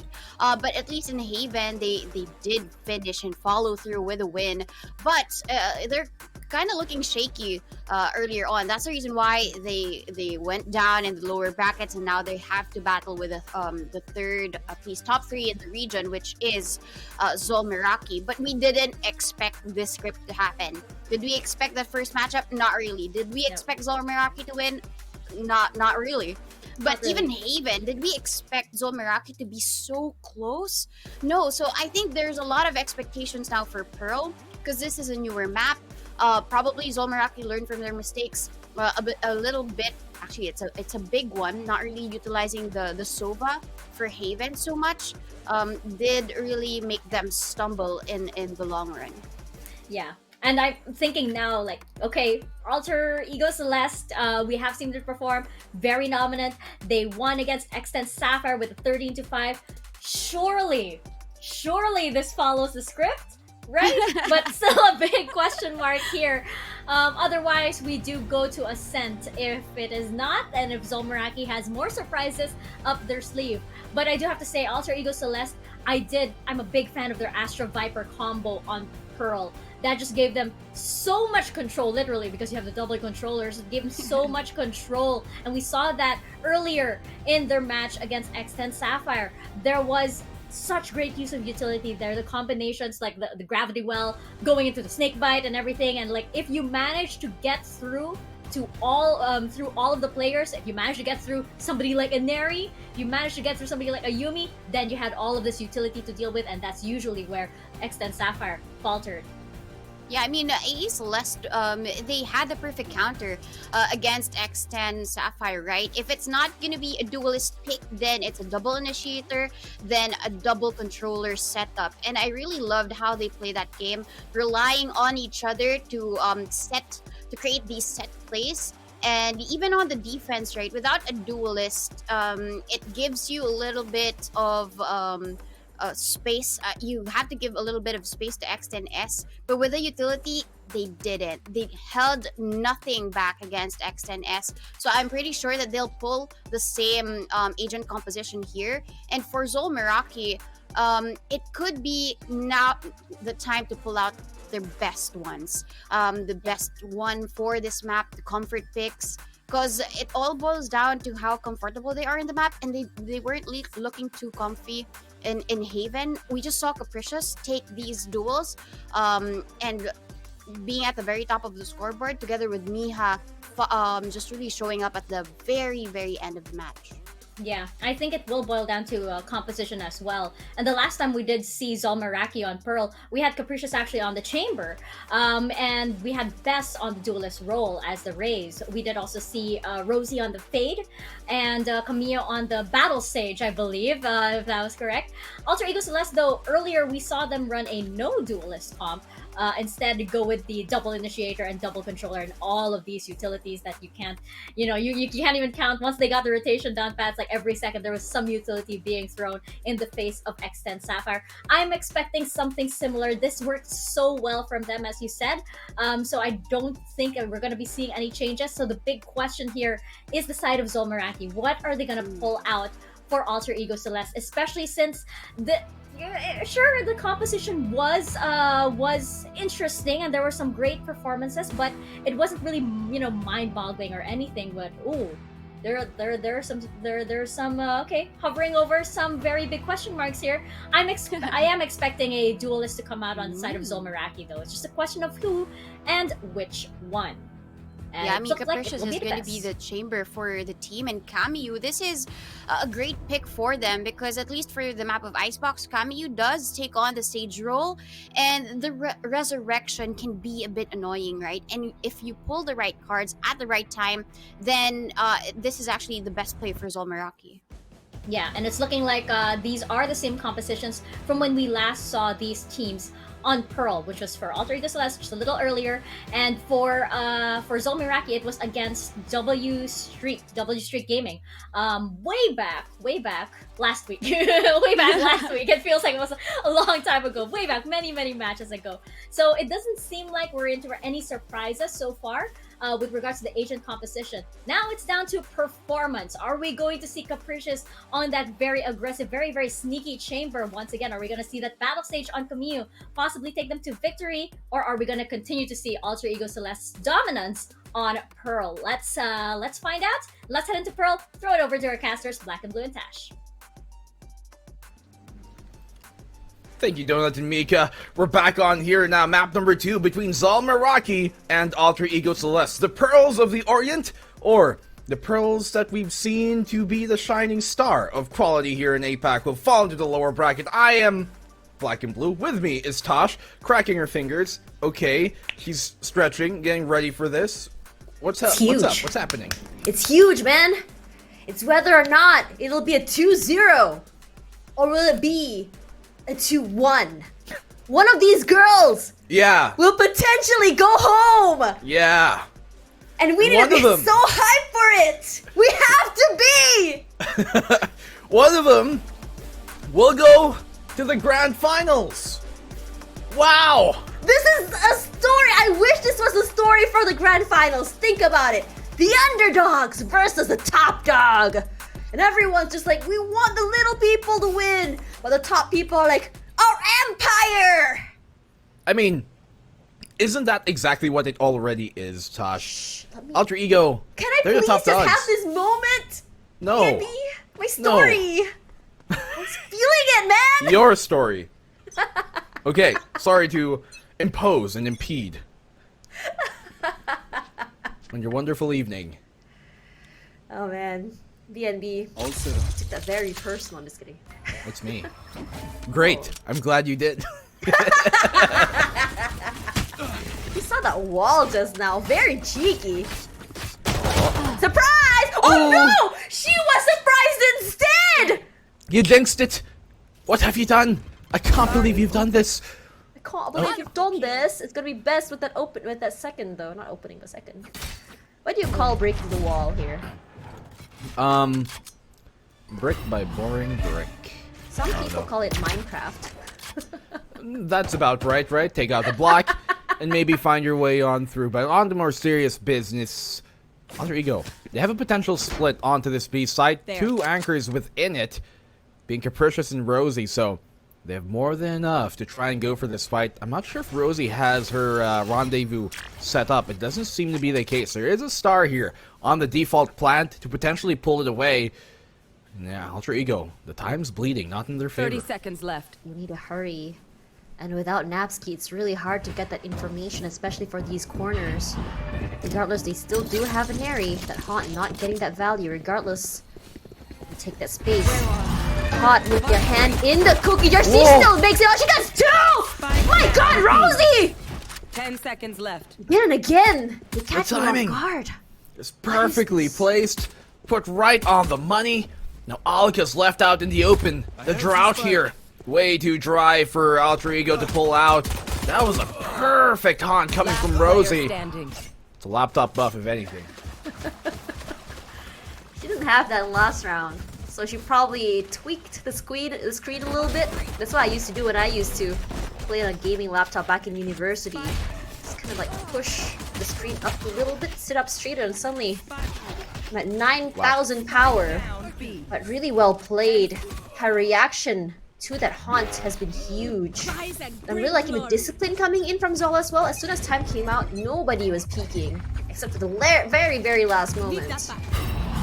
Yeah. You like that discipline, huh? I'm not Want more? disciplined. Whoa. Whoa, whoa, whoa. Whoa, whoa, whoa, whoa, whoa, Don't whoa. bring me into whatever it is that you're trying to. Valorant. Yes. Yes, it's all. That's why I'm not a pro player. I have zero discipline. Found one. Same. I will ego peek. Same. I will put an extra cup of sugar in my coffee. Oh no. That's not Look good. at this nade. Ow, that hurts.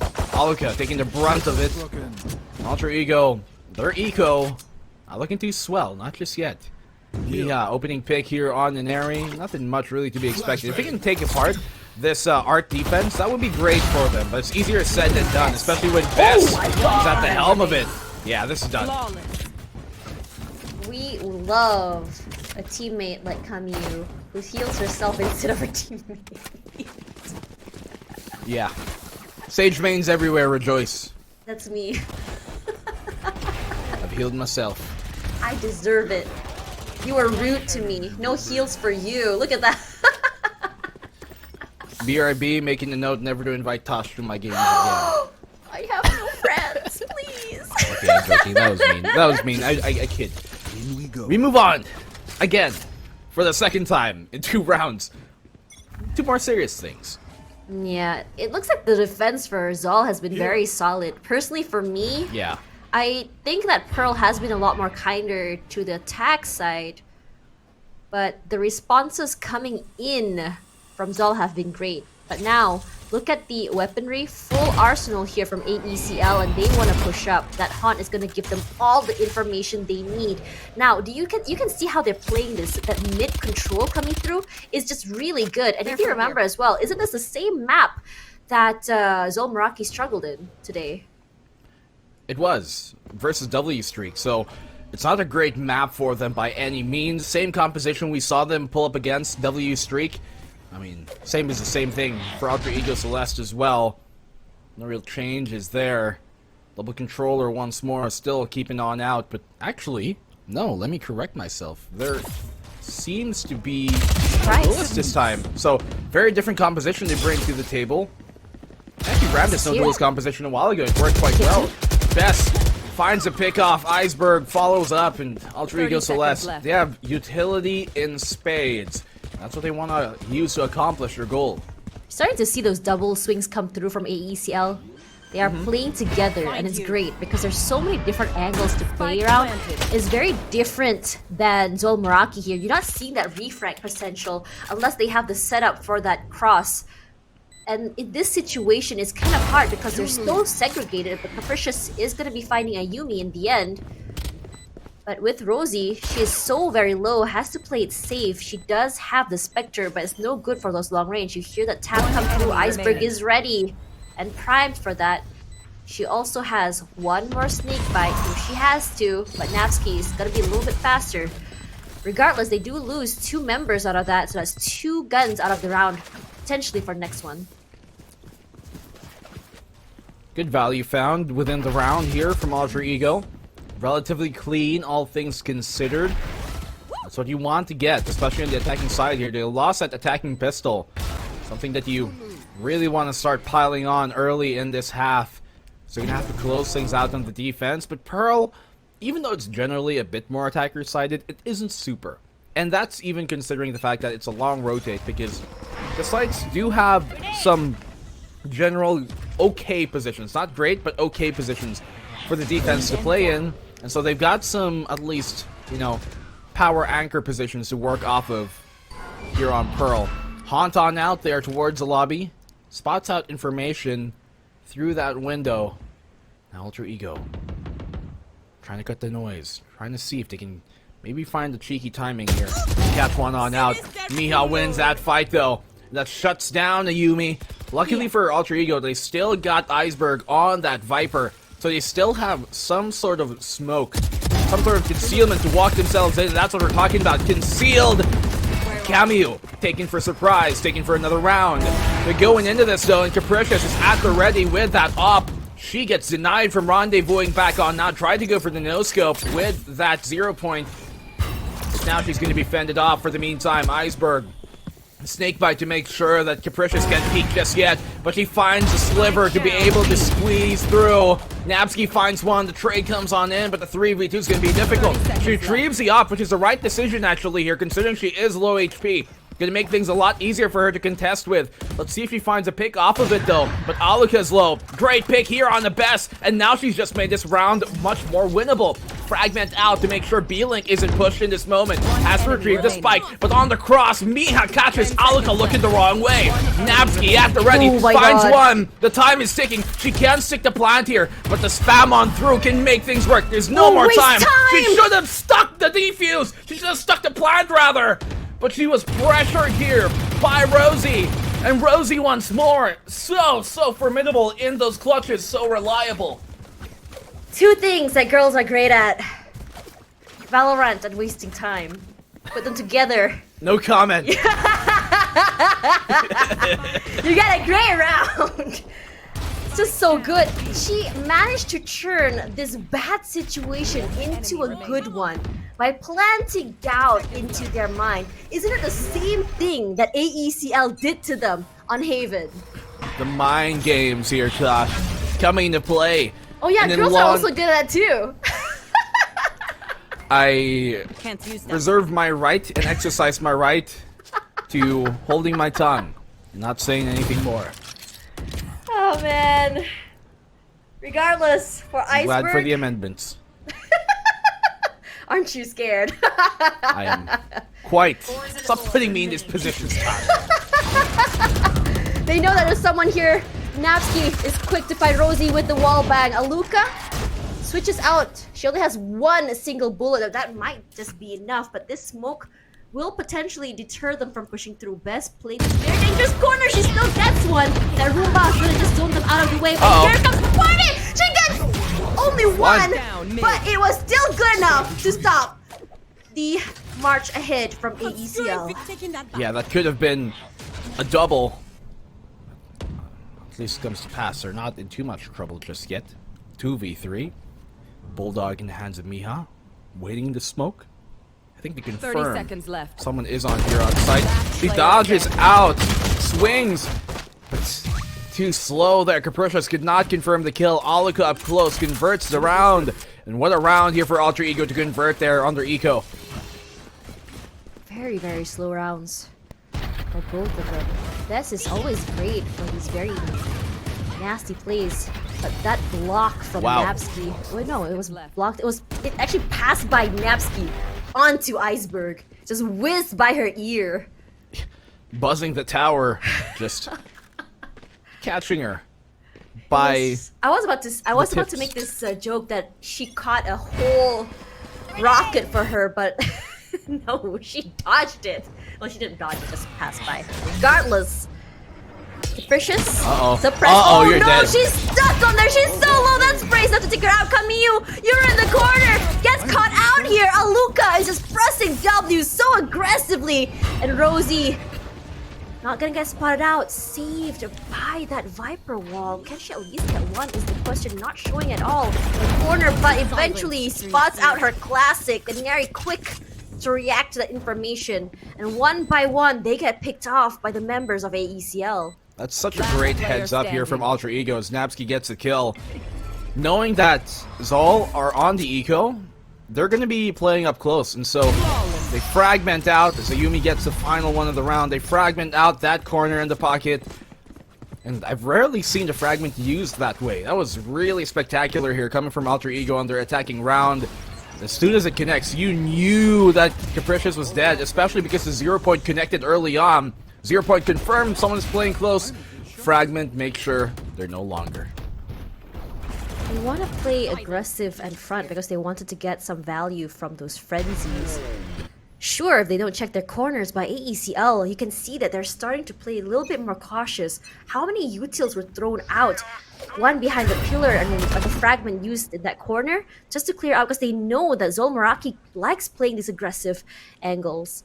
And we talked about ZOL Meraki always learning and doing these micro adjustments, but so does AECL.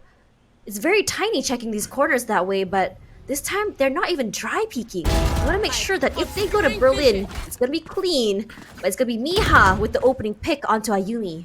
Once again, it's the second time around she's found Ayumi here towards A main. Miha just making sure that's locked down and in the control of ZOL, as much as they can at least. Defensive side here for ZOL. Tour de force on out, coming here for Capricious, and she has been an absolute menace for any team that comes up against her with an operator in her hands. No one on mid side this time. Can see the change. No longer is the priority on that mid side. But Tour de Force now out. Holding the line as Aluka just waits. She's not even going to show herself just yet. It's hard to get this pick. You're next to as well. All they have to do is wait for the back to answer with their own Nightfall. Camille does find Mary. Look at Camille through the smoke, just spams it. One enemy They remaining. do get one. A Capricious does find another one in return. That information coming through from Rosie has been huge, enabling Camille for a 3K. He follows the lines, knows where they end. Great round here from Camille. And that burned the Tour de Force as well here, coming from Maluka. Like, I get it, they needed a bit more firepower, so not necessarily a waste entirely, because it was a risk that you could understand the team taking. Still though, doesn't turn out in their favor, not in the end. Could have been a big benefit for them in these upcoming rounds if they continue to lose, so they can have a counter sniper against Capricious. But ZOL, they force the timeout here of Alter Ego Celeste, Cosmic Divide, and that Viper's Pit available for their plant.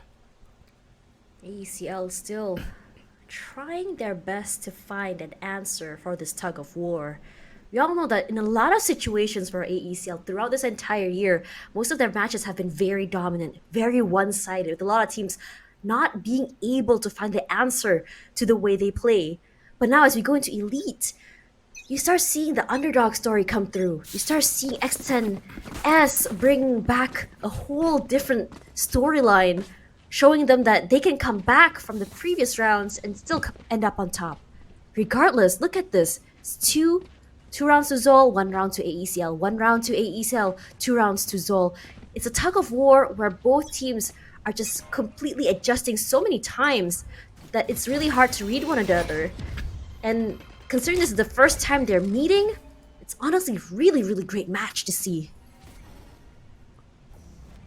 This is Alter Ego Celeste, looking a bit shakier than their Pearl map was a while ago. Their Haven, better than it was versus X10. The Pearl, slightly getting worse as the time progresses. Let's see if that is amended here. Early damage, Iceberg gets tagged quite up a bit. This art push, look at that flash. It was supposed to aid them, and it just makes things more difficult. Look at how many utilities are thrown through, and Bess is just weaving left and right. She still gets the opening onto Iceberg. This lady is fearless. Throw whatever you want. She still will get it in the end. Neri here with a hunt. Quickly denied though, but they win both fights. That's exactly what Alter Ego needed to do. Now the site could be theirs. Only defender on it's going to be Miha. She has such a big task. If she can find a kill here, that's going to be worth, but she really needs to find 2 to get her full due out of this position. Cosmic Divide isolates them, divides them away from this. Not able to push through as the plant goes down. And now the post plant here in Alter Ego's favor. ACL playing off-site, potentially waiting for any of those flanks Precious, still waiting. Walls out the area, giving them some space for that defuse. A little bit too late here to break it early, but they too have their own cosmic divide. Ayumi pulled inside, but Kamiyu will find a Neri. Kamiyu also with the classic. That's all she needs. She sticks it, but eventually gonna go down. Kamiyu answering. Kamiyu with a 4K. She gets it in the end. What a great recovery mid-round from ZOL Meraki. She played that absolutely perfectly here, Kamiyu. Incredible sequence from her, dodging and weaving between the lines through the cosmic divide. She shows him the stars and she reaches for it, grabs it by the neck, and takes it for herself. Look at this, with a mere classic, able to take down Aluka, able to trade out on the Nabsky, then win the duel versus Ayumi here with low HP. Incredible round here. Huge value found out of it from the Battle Sage. Kamiyu going big. ZOL Meraki still holding on to their lead. It's only a 2-point lead, but it's pretty huge given the circumstances.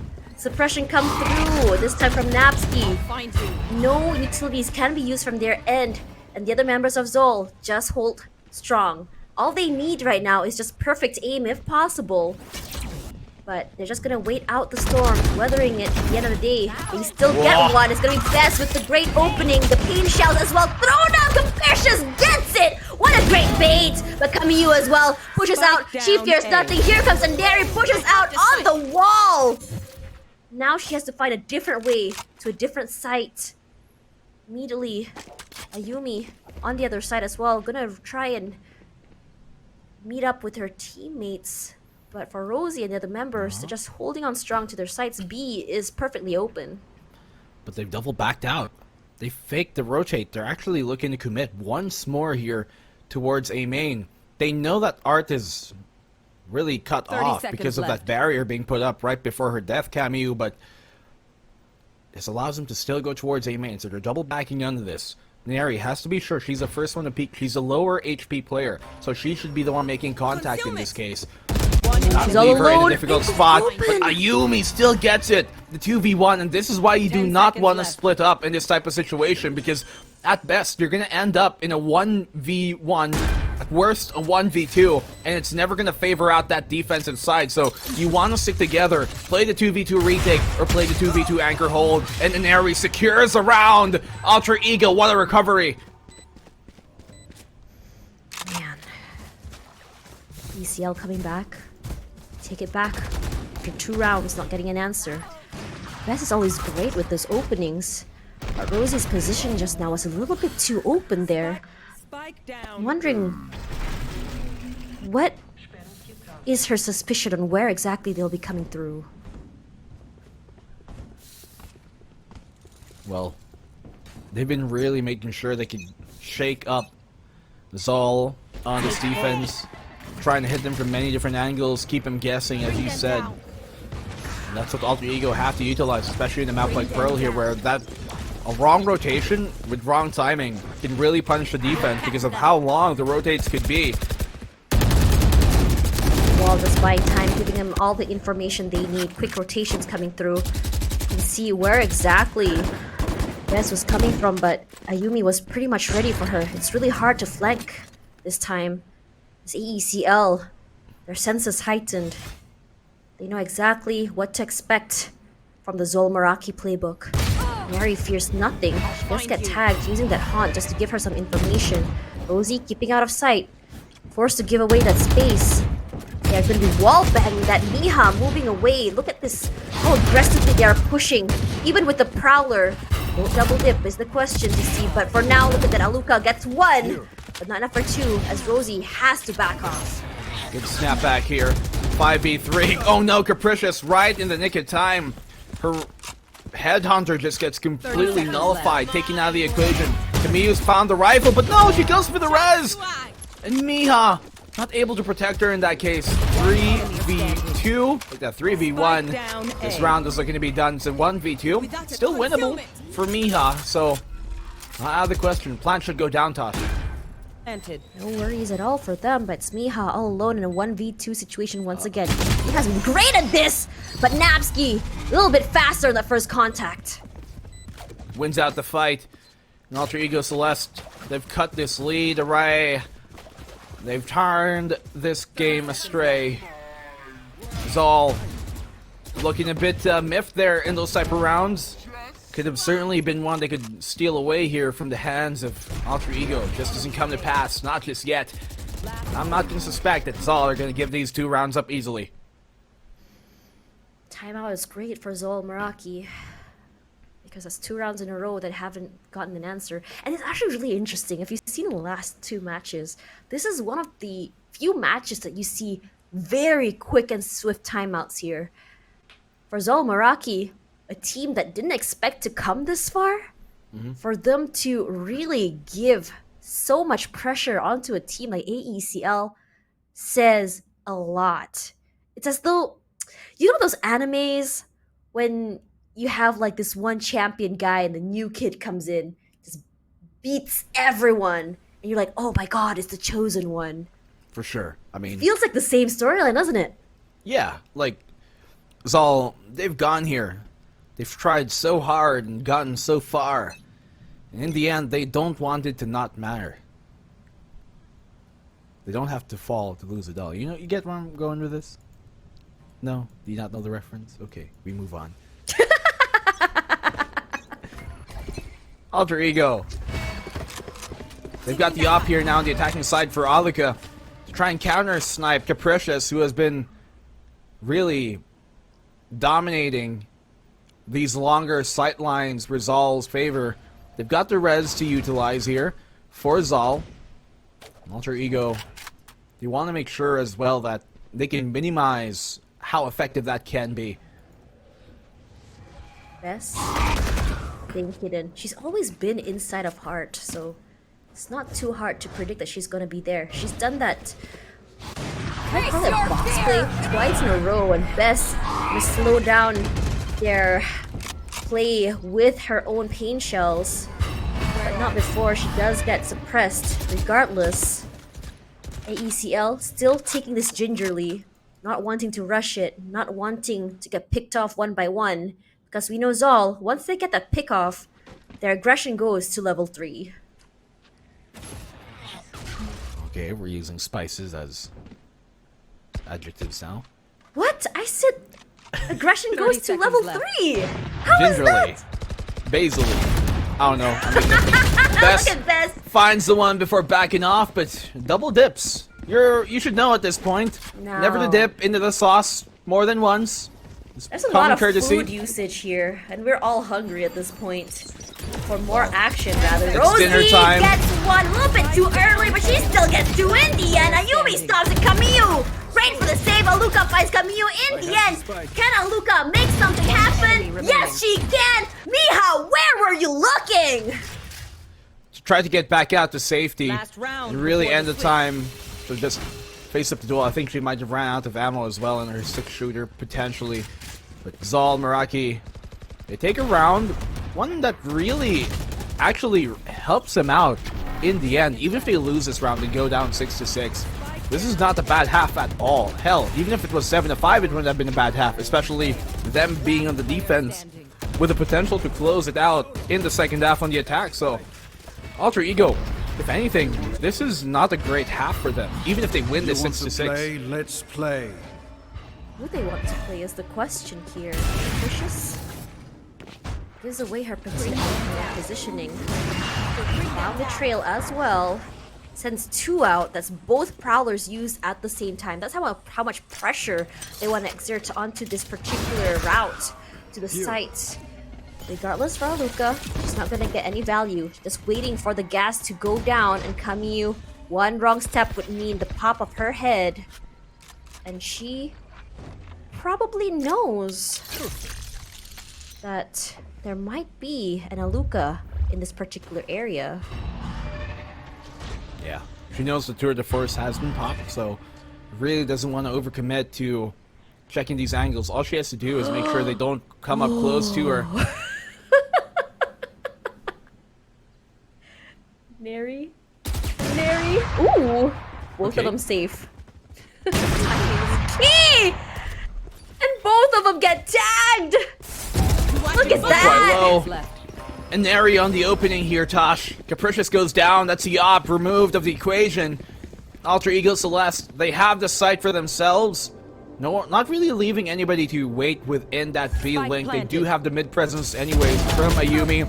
Kamiyu pushes out though, but only good for one in that case. Natsuki, great pick. Not allowing the heal to come through, but Aluka not moving at all. That's undisciplined. No collateral. But for now, Miha will be the one to find Napski. Rosie onto Iceberg. Whoa. Very, very big. The defuse gets a tap rather. Rosie still finds Aluka in Vienna. Ayumi very sneakily comes through. Are they aware? player No? standing. Yes, because it's What? Miha once again. Miha making it big. Ending the round 7-5 for the half. They even popped the ultimate there on the null command for Alter sides. Ego Celeste.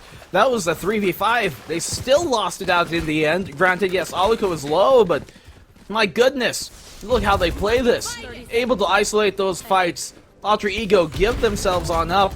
Actually a 3v4 if anything.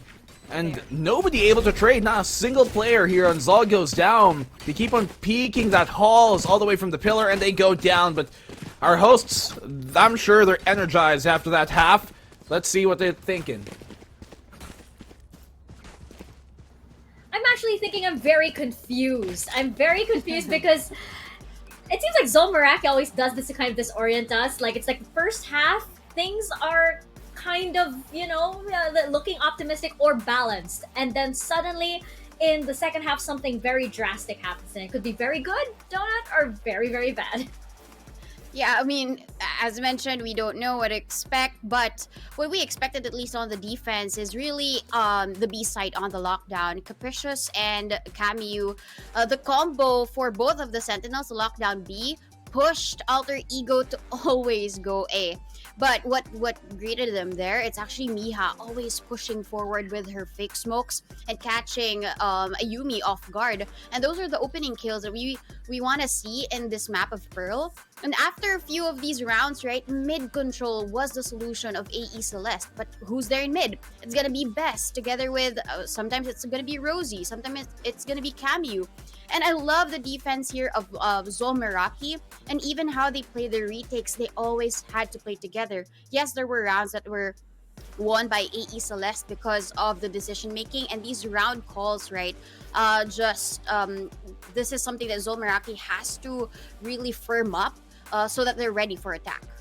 Yeah, and I do want to point out actually earlier a change that we didn't get to discuss before the game started was that Ayumi is actually now on the Astra compared to like before where she was on the Chamber and it was Aluka on the Astra. And I find that like I'm looking at the difference in the way that they lay out their smokes because like I found that Aluka was a little bit more, or Ayumi rather, is a little bit more defensive. Like, you know, of course, to like block off certain angles and everything. Aluka though is interesting because like she uses it to disorient, and in that sense, I was thinking that maybe on the side of Alter Ego Celeste attacking, it would have been maybe this would have been like a 6-6 if that was the case. But right now, as we switch sides and they go over to defense, it's gonna be interesting to see how Ayumi will lay out the Astra, especially since they did this to great effect earlier. So let's find out how the second half proceeds. Let's get back into Pearl with BNB and Tash.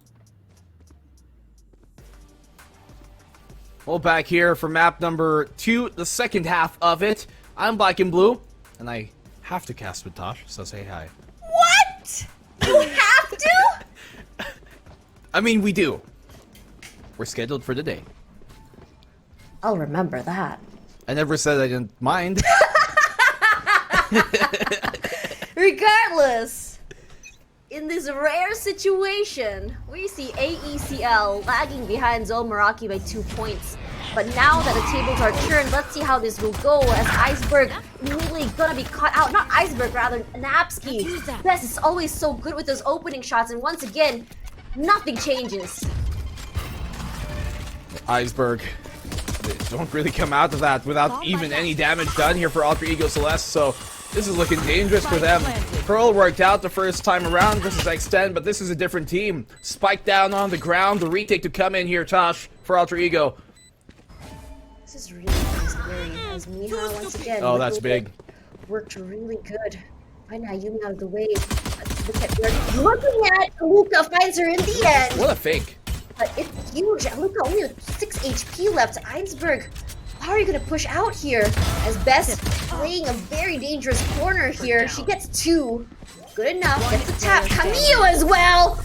And Capricious, the only one who can do something about it, but she weaves in and out, and it's gonna be AECL. They get on top. I don't think they have time. No time? Oh my goodness. Just barely scraped it out in the end. Could not secure the half defuse. And even though Alaka gets the kill, did not leave enough on the clock for her to grill. ZOL Meraki has been great at just playing time, waiting in those corners, waiting for last possible moment. Yes, AECL gets it in the end, but what can they do when so much time has passed? So difficult to try and win those out, and they were both low HP. A single bullet would have killed either of them. So Everyone was low. everyone was low. Oh man. By all means. Down low, low. Wow, your age is Apple showing. bottom though. jeans. Your age is definitely showing there. What do you mean? You're the auntie. Whoa, I'm grandma. What are you talking about? Regardless, Oh, Bess sorry to offend. quickly taking out space. This is the change we see from AECL. Look how far away they're waiting. They want to wait for this push. Really flashes, but the sprays come through from Capricious. Our Nasty finds Napsky. Rosie finds Iceberg. But there is a trade, but not before 2 more goes down. We only lose 1 in this round. Ayumi trying to catch 1 out. She might just be able to. Capricious to save the day. And Rosie breathes a sigh of relief. Well, this type of rounds, not really expecting Ultra Ego to be able to win that, especially considering how, you know, they didn't have weapons advantage, ecos. Never ones we fully anticipate to be turned around, and that's why we're always pleasantly surprised when it does come. ZOL Meraki here. SMGs abound. B-Long's going to be difficult for them to challenge, so you're going to expect more mid presence, I assume, here from ZOL, especially looking at their positioning. Spike from that shop. Just be careful it doesn't get thrown away. Please, through the smoke. Nothing left to chance. Every corner checked, every smoke pushed out. Regardless, Napsky holding this deep corner. Let's get a little tagged. Nothing to worry about though. She's not moving at all. For ZOL Meraki, this is a very big change in pace for them. They want the mid control, but at the same time, they don't want to go too aggressive toward Art. Not getting that instant pick there, but Capricious does take a lot of damage. Well, she's able to get healed back up. Luckily, they got a Sage. Hooray. Yay, we love Sage.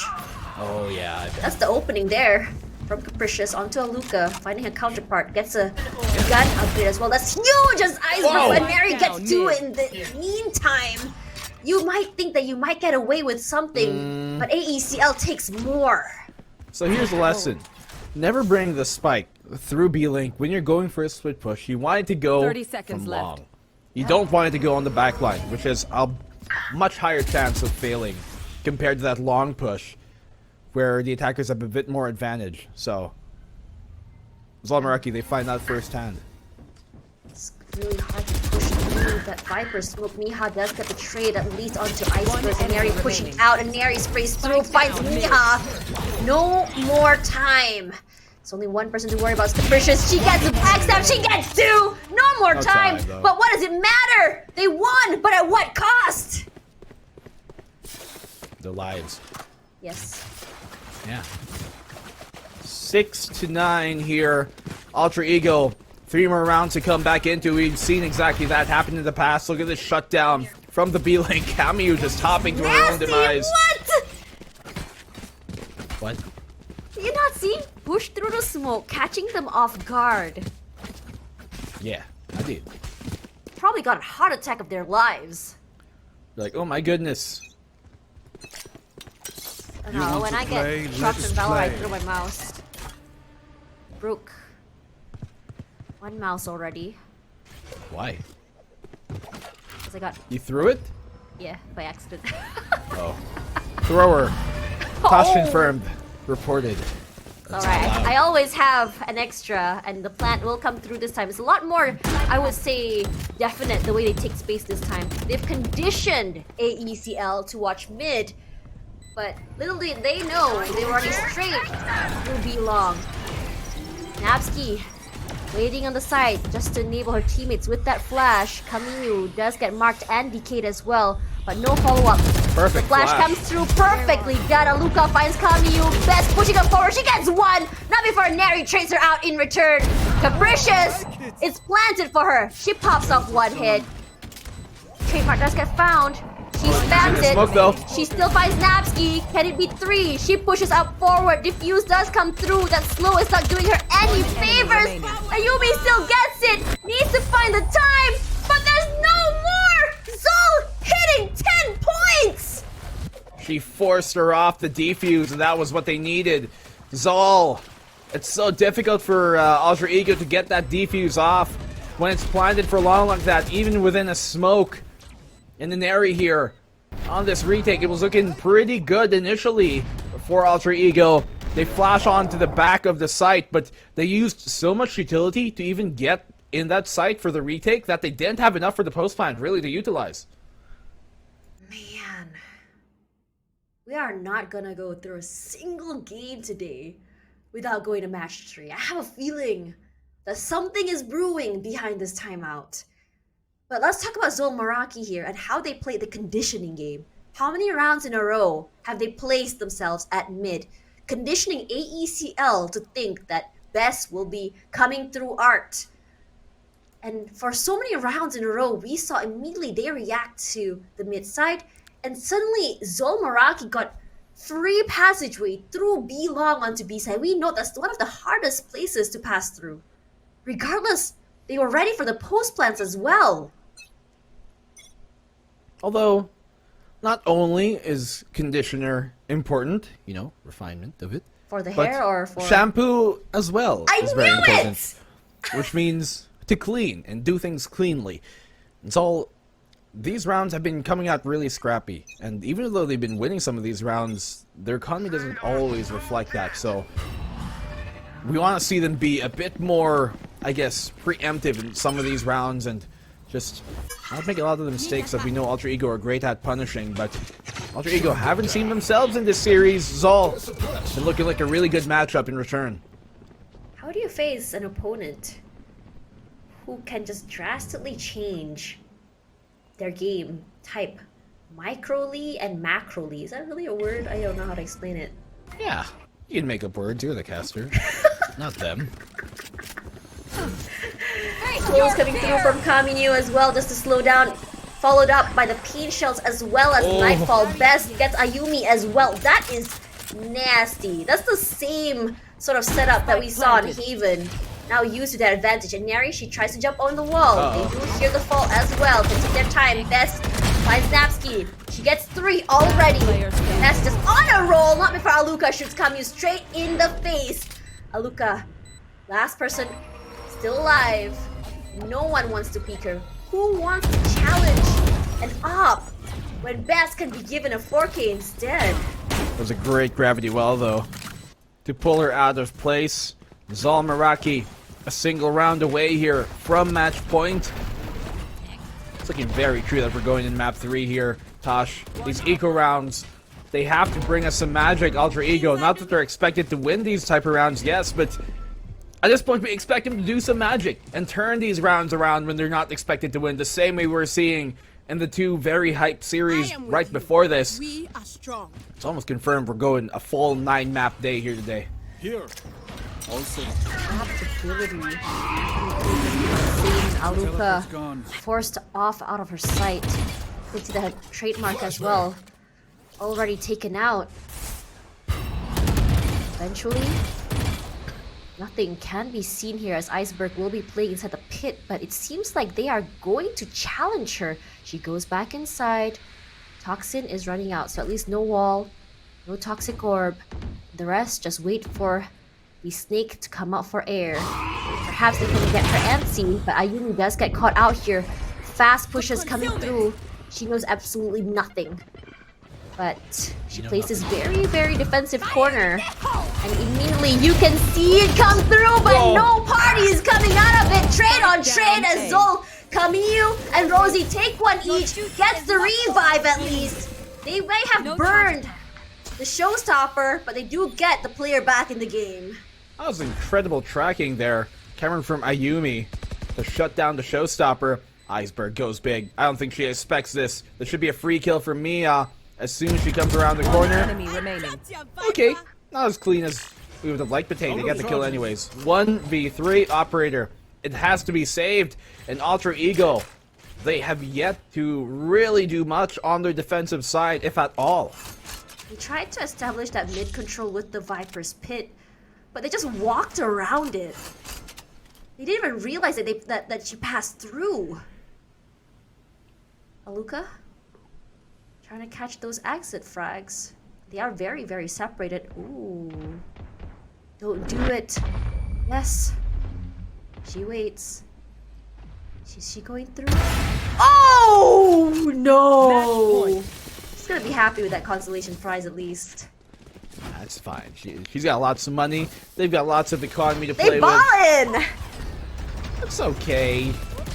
Ayumi, only good for one before she's done.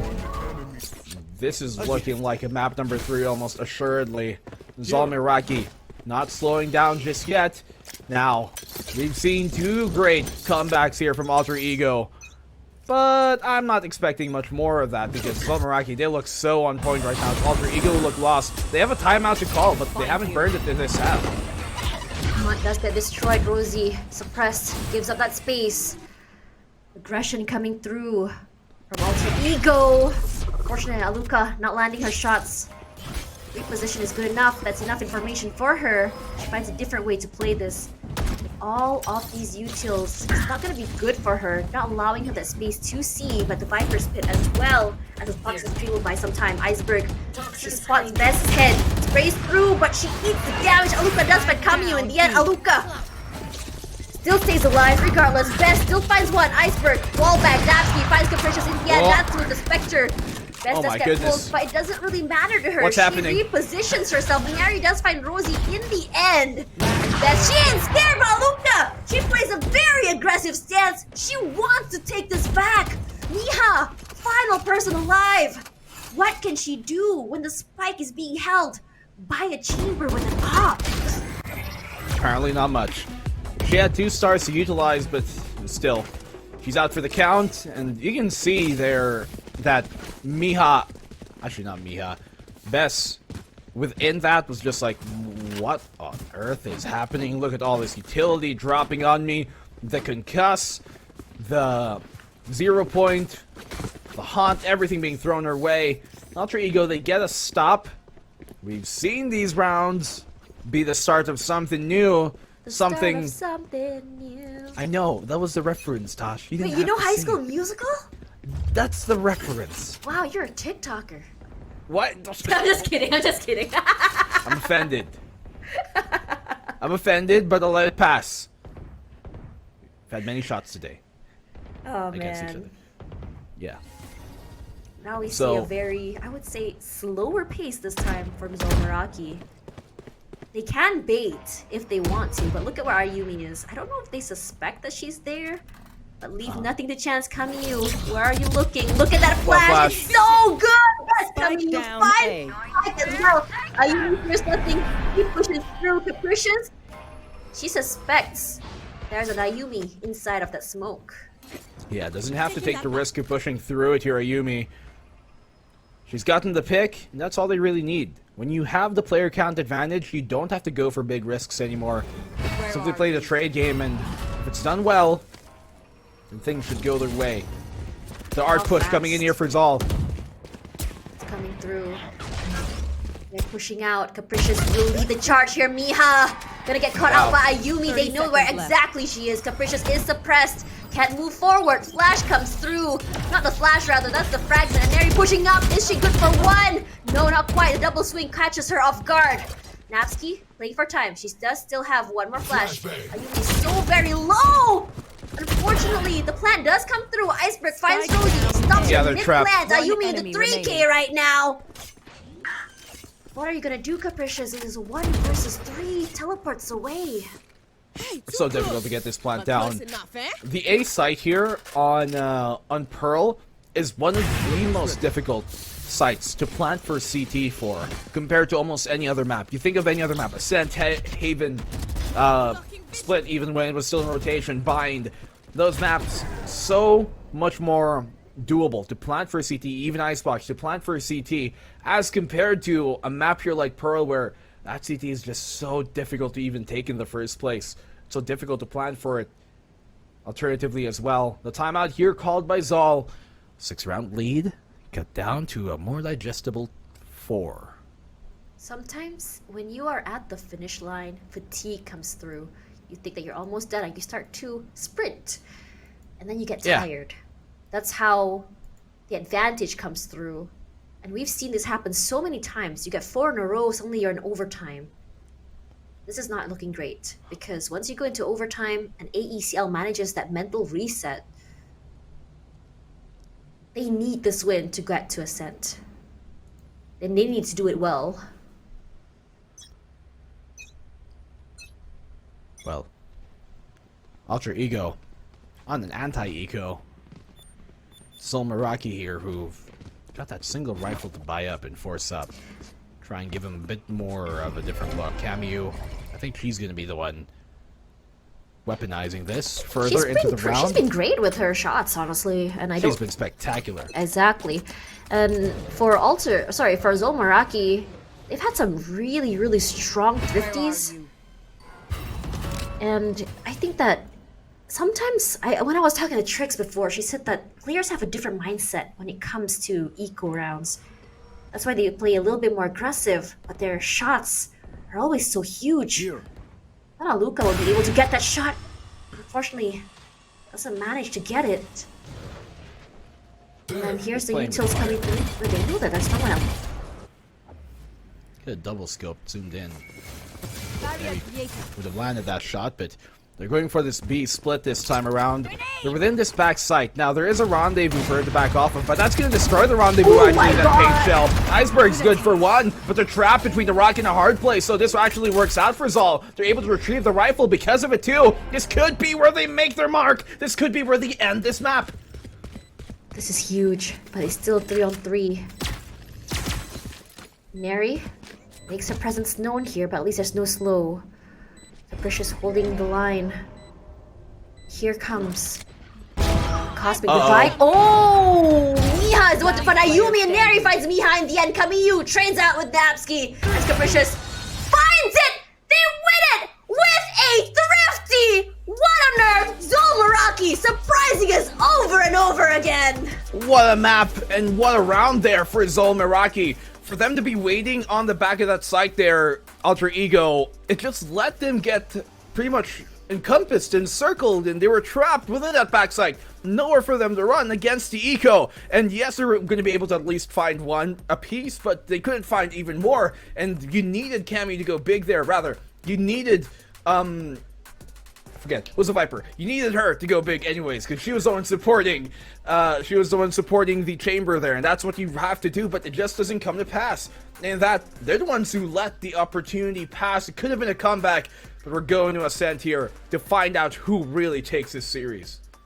Every single match played today has been a 3-round, and I'm not surprised that this last one is the same.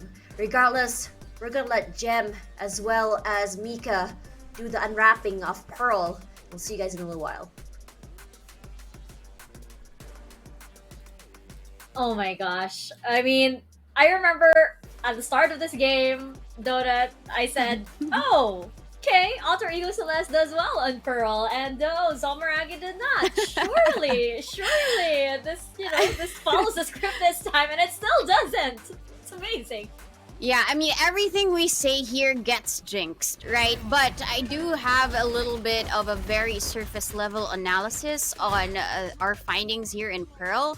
So if AE Celeste wins against X10S and ZOL Meraki wins against AE Celeste, so the best in Pearl right now in APAC for at least this map of Pearl, right? Because we saw them, how much space they took, how much control Bess was able to offer with all of her utilities. Even Rosie here with all of those angles, taking on these duels one by one, making sure that nobody from AE Celeste gets onto that site. And even decision making for that specific round, right? For ZOL Meraki to just play for time, to just waste time and play that to their advantage. Even this one, Capricious just DPs away because she knows it's already her advantage. I've heard the clock ticking and I want it to go my favor. Yeah, I mean, I mentioned earlier that the Astra and the Viper combo, but Smokes, they can only do so much against a team that just wants to dive right in. And, I think that ZOL Meraki here, they're taking a page off of, one of the best teams that we have in APAC on Pro, which is just basically W gaming, just go for it, right? And I think that, ZOL Meraki, another thing that makes them really, really great is the way they're able to just change up the pace many, many times within one round. Like, they're very, very quiet at the beginning. They wait for that first pick as a signal, and then they decide very quickly, and then they just charge right in even before Alter Ego Celeste can rotate.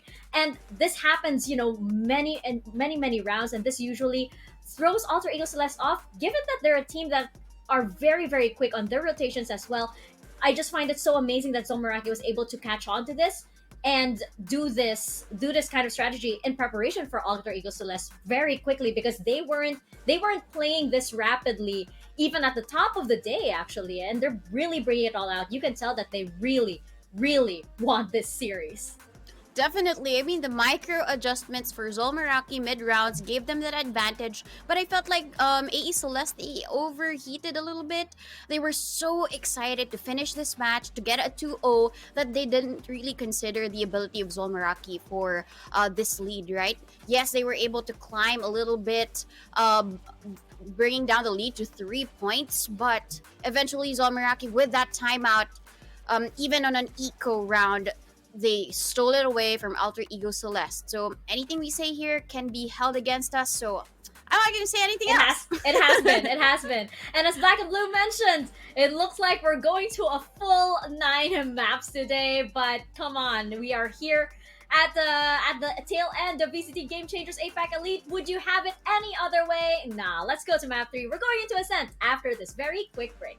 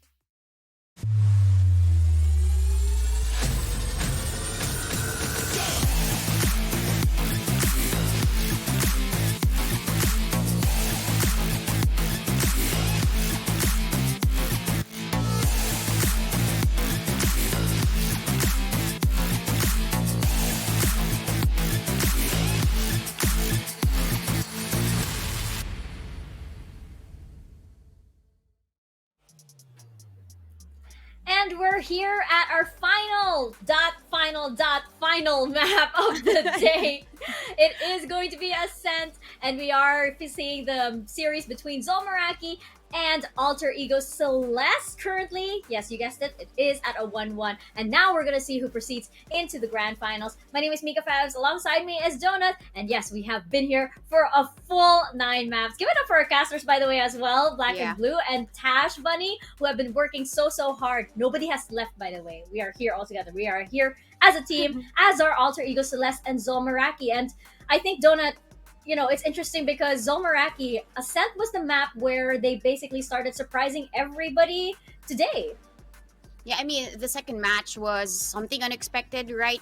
At least at the back end, we were talking how Bren Victress can actually be the one to take on the third one. But we're telling a different story. ZOL Meraki versus AE Celeste, right? A lot of upsets, a lot of turnarounds for both of these teams. But at least what I do appreciate is also like the support given on stream. Like the chat is really crowded with a lot of people.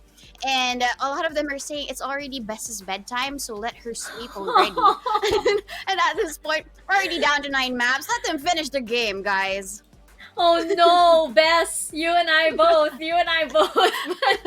yeah, it's interesting because like I was just looking at like, you know, the previous series between Alter Ego and a bunch of other teams, and it's funny that Ascent has always been the decider and they never get to play. Now they finally will. Very fitting, as this potentially could be their last match of the tournament, or it could be ZOL Meraki's as well. But for the side of ZOL Meraki, what we did see from them at Ascent, we did see great performance from Capricious earlier against Bren Victress, and we also did see a great performance as well from Bess, again flipping over on the controller role. Are we gonna see something similar? Maybe, but again, this is ZOL Meraki, the ultimate wild card, because whatever notes or whatever composition we might be seeing from them before, they are very much game to toss it up and throw it out the window and pull out something new.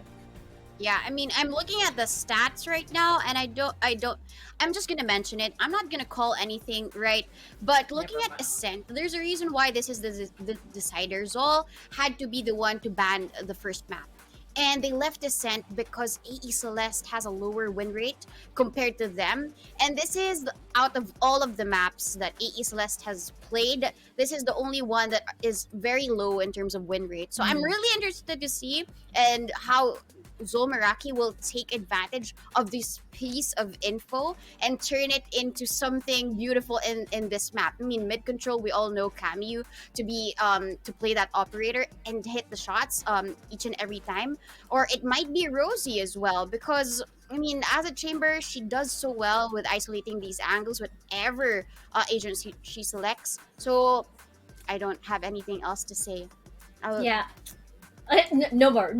We're done because whatever we've been saying here is just like ZOL Meraki's just been totally tossing it up. Oh, did they say that? All right, we'll just do something else then, so that their analysis is thrown out the window. But no, really, I mean, this team, I mean, the fact that this team can evolve so quickly is really like, it's very rare to see a team like this solidified this late in the game, and they still have more to offer, which is really encouraging, especially when you think that, you know, potentially they could be, you know, they could be going up against X10 Sapphire at the grand finals.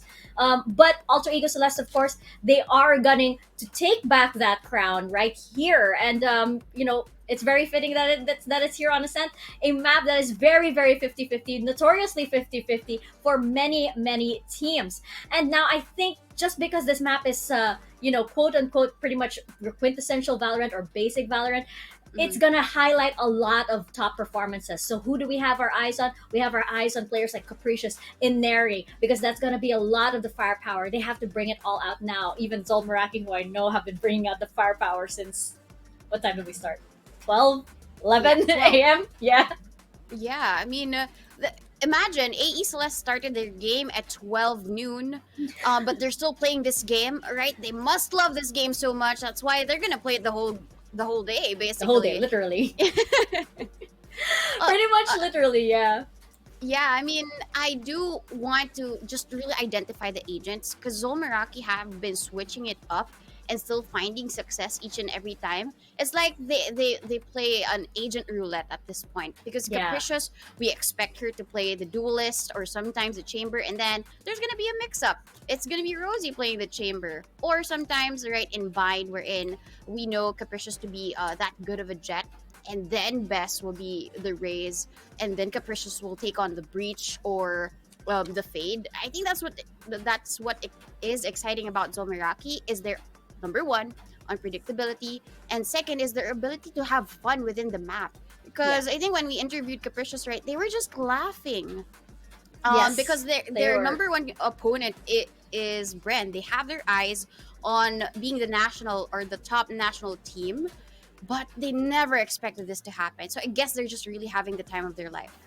Yeah, and I mean, like when we did interview them again earlier, because they did come from that victory against Brent Victress, you know, I believe, what was it, Capricious? It was Capricious, right? She was like saying, we didn't expect this. So at this point, like, what more can you do when you didn't expect to actually be here? I mean, you're just pretty much, you're gonna have fun. You've already gone farther than anybody thought, even yourselves thought that you would. So at this point, there's nothing to lose on the side of ZOL Meraki, and they can be very proud from how far they've come.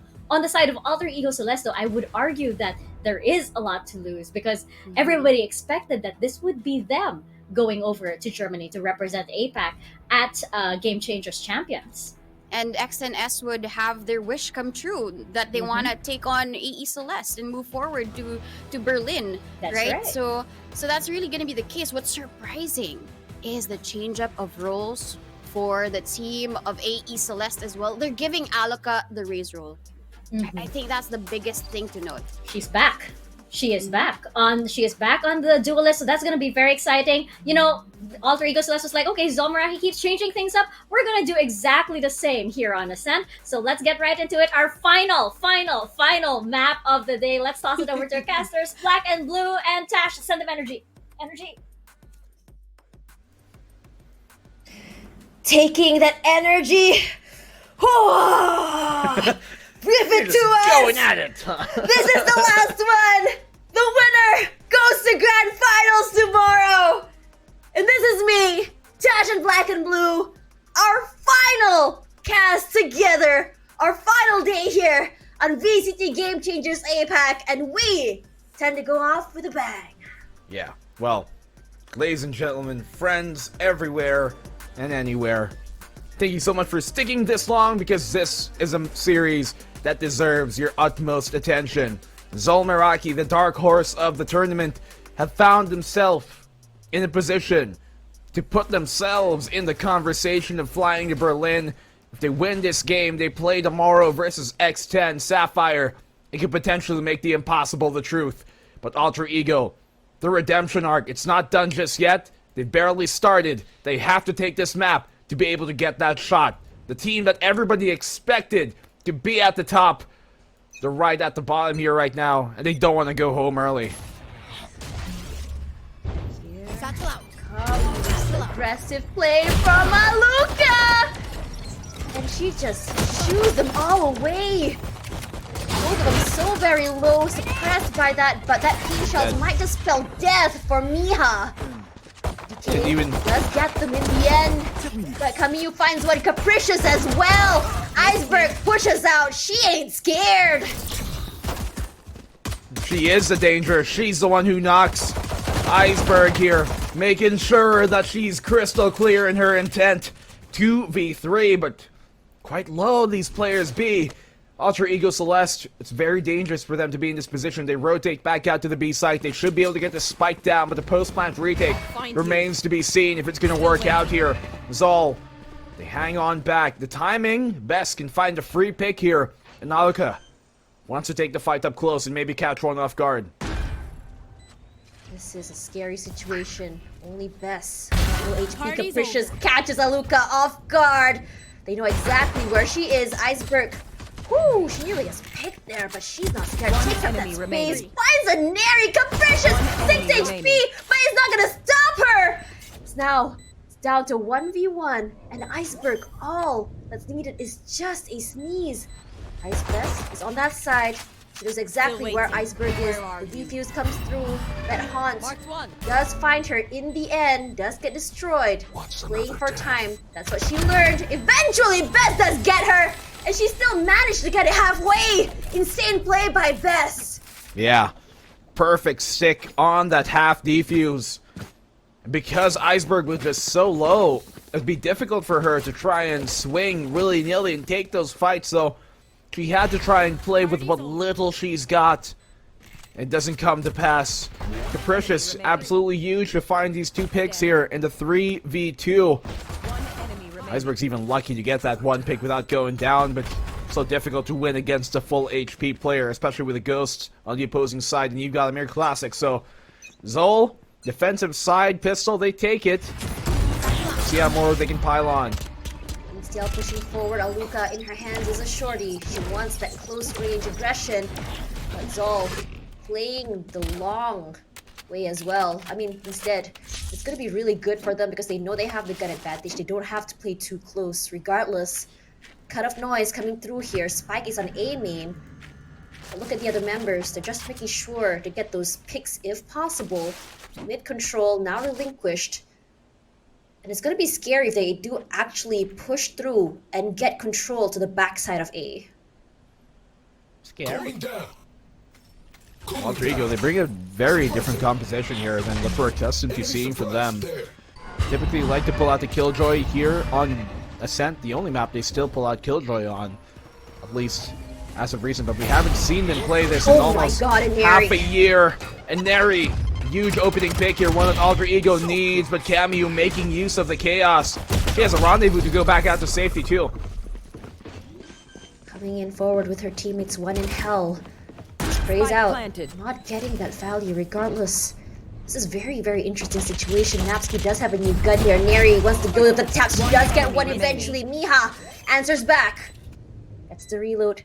They are sticking. Ayumi from one side, but Miha a little bit faster. Loses 2 guns out of that.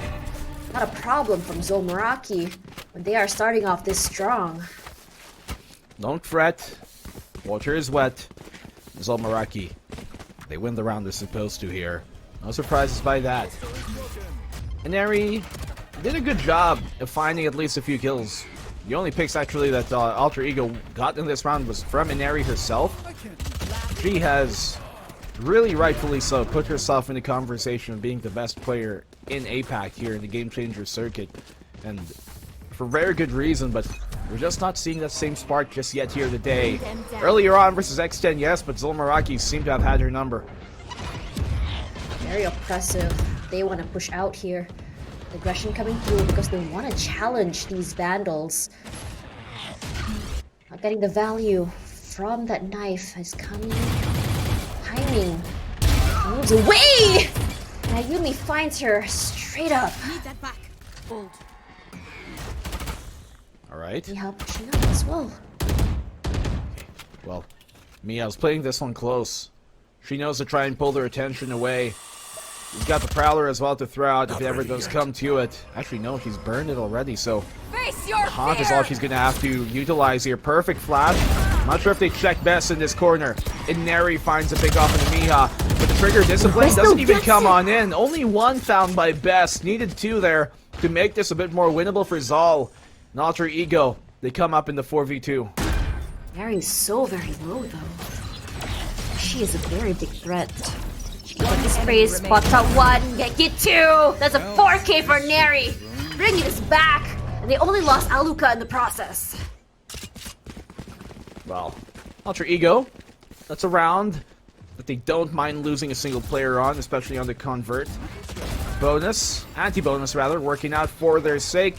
It's good that they exercise discipline in placing that fragment there towards CT to make sure nobody just swings out of it, because we see that commonly happen on these type of anti-bonuses and the attacking side not expect it. So great job here by Alter Ego. They have some presence towards B, and I like this because it's going to pull the attention a bit more towards his B side.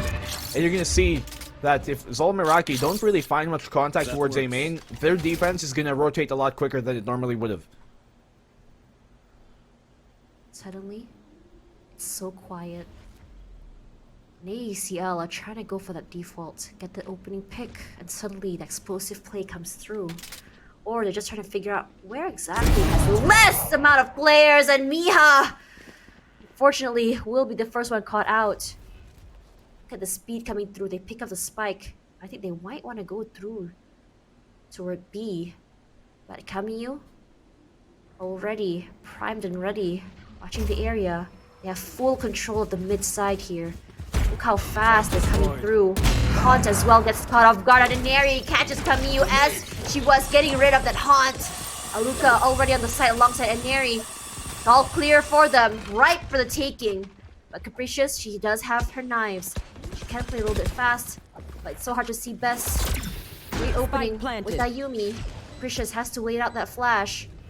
Smokes coming in onto lane as well, but Neri, she's prepped and primed. She gets away. Must have given her shock to see the knives come through. Capricious a little bit too eager beaver there. 3K already. Napsky finds one best. Traded out, but Aluka will end it all. Aluka here. Great play. She comes on in, and something I just realized, Tosh, is that if, and I hope I'm not jinxing it for any of their fans, if X10 win tomorrow, they're going to be the first org to send a team both to the very first VCT land and the very first Game Changers land. And that's the only org that could claim that, at least here in APAC. Yeah. Ain't that something? Oh, man. Opening rounds here. Went in ZOL's way, but the pendulum was quickly swung back for Alter Ego in their favor. Aluka. It's a great pick she finds on the Kamiyu. They have lots of presence here towards B main, but still, the players on top mid, not moving, not budging. They're trying to expect maybe a push out from ZOL towards mid or towards A main, and they want to catch that out. Comes out to 0 point, doesn't really find much. But that is information in and of itself. They rotate now here towards the B site, and they're looking to take it. Great pick onto Kamiyu. They needed that. Just give them more space. But ZOL Meraki this time, do not see that opening pick with Thrifty. That mid control, just give it all toward the side of AECL. And once mid control is gone, you know how aggressive they can be coming in from both sides. Main as well as market. Full control of the area. Aluka opening up with Miha. The push is only good for one, but Aluka already has 3K in her pocket. 30 seconds Throwing left. out that pink shells. I don't know if she's aware there's someone above her. Yes, she is. Very quick on that ace for the day for Aluka. It's looking very, very good for AECL. Very dominating as they take 3 rounds in a row. An ace. ACE for AEC. Looking pretty on point here for Aluka. Cleaning up house. Farming as much as she can. Look at this adjustment there on the follow-up kill and the second to the last one on her 4th kill of this. Doesn't actually show on the cam. Great. Thank you. But Alter Ego, they've got the showstopper here to really force this. And frankly, if they get 4 rounds on the attacking side, that's already a not bad half, especially on Ascent, which is one of, by far, the most defender side maps you're going to find in the game. Waiting out the mark. Surprisingly, we haven't really seen that aggressive pushes from ZOL Meraki when it comes to those utils. They don't want to be caught off guard, especially pushing out aggressively against AECL. But when we see ZOL on those explosive, aggressive plays, it's been translating so well for them. I'm wondering why this change of pace on Ascent. You wanna know something, Tosh? Oh my goodness, we'll save it for later because Aluka's just going big. He's going ham. She gets a dink on the Capricious as well. Making sure that she doesn't go unchecked no matter what her sign is. Napsky finds the kill somehow with a fragment. That was a perfect fragment. That was a lineup all the way from A main. It lands exactly on Heaven, and the showstopper connects as well.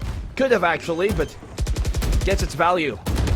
30 seconds Want left. that laptop buff from Rosie. Haven't been seeing it just yet. Destroys the Haunt. Aluka playing a very nasty corner to wall bang from Rosie. I spoke too soon. Waiting for that flash to come through. Taking Ayumi that back. from main. That temporary smoke. Aluka getting that value from that low Can't use corner that. there. Suppression, not allowing her to use her utils just yet. They are aware there's someone underneath. But look at that. I would say that pincer coming through from AECL. So good. It's really hard to really figure out where they're coming from, especially if you're stuck in one area for too long. Almost kind of like guaranteed there's always going to be a backstab. That's nicely played here on that backstab coming from an Eri. And you want a very curious statistic. This is what I was going to bring up. Ooh. Just a second. Ultra Ego, the only team here that have a higher win rate on their attacking ascent than they do on their defense. 59% on their attack compared to their 49% on their defense, which is a very big disparity. Something you don't normally see here on ascent. Aluka, you can see why their attack has been so proficient because of just how aggressive they know how to play. Although these numbers, of course, were taken from, what, half a year ago. May was the last time they've even played Ascent versus Team SMG. That was. It's actually so good how they enable Aluka to get all of these frags. And now the cut of noise. ZOL Meraki still holding strong. Kamiyu. She's waiting for her to just peek out, and she was disabled there. No headhunter, no tour de force. All she's just is left used with just her classic. Kamiyu now taken out. Miha playing this very aggressive corner. They know that she's over there. Mary unfortunately whiffs, but the switch to that headhunter. But Miha finds her back in return. It's so good. Capricia's gonna pick up that op. Switching out there. Don't have to reload. Got two guns. Look at that! Ayumi gets caught off guard there. On top, Cat Capricious wants to push out. No one wants to peek the area as Miha coming in from the area. The iceberg shows that she's there. Gets her in the end, and Navsky not allowing Capricious to bring that op to the next round. I'm still entertained by how comical that switch was to pick up a second gun. Like, you know she picked up a second gun, but it just looked like she was taking a page out of the Reaper Reload book. Aluka, such an important player here for this squad. One of the more recent additions to the Alter Ego team, formerly of that NGX fame. The current Rising Hope team that did play in this tournament, but ZOL, they're forced on the timeout here. Alter Ego, I'd normally say, yes, defensive side, that's where most teams would prefer on Ascent, but not this Alter Ego squad, because it's really their attack that seems so proficient. But look at the frag distribution here. 13 and 10 for the top two of Alter Ego, then the rest is just 3, 2. Really taking things and doing it by their own hands. Every time ZOL times out, the shift in gameplay comes through. But at the same time, you also need to remember that for ZOL Meraki, they also need that shift in mental. But their mid-round, mid-game recoveries have been great. I wouldn't be surprised if they do come back for this. They did lose 5 in a row. I think it's great that they're calling this timeout now rather than later. But to me, honestly, earlier would have been better. But better late than never, huh? Well, you'd always, at the very least, want to see a response coming in from the losing team here. That being ZOL. The underdog factor, certainly not one to brush off. Aluka taking control in space, quick and easy to shut that switch down. But Kamiyu, huge round, and Eri on the quick draw, able to swap on out, but through the haze.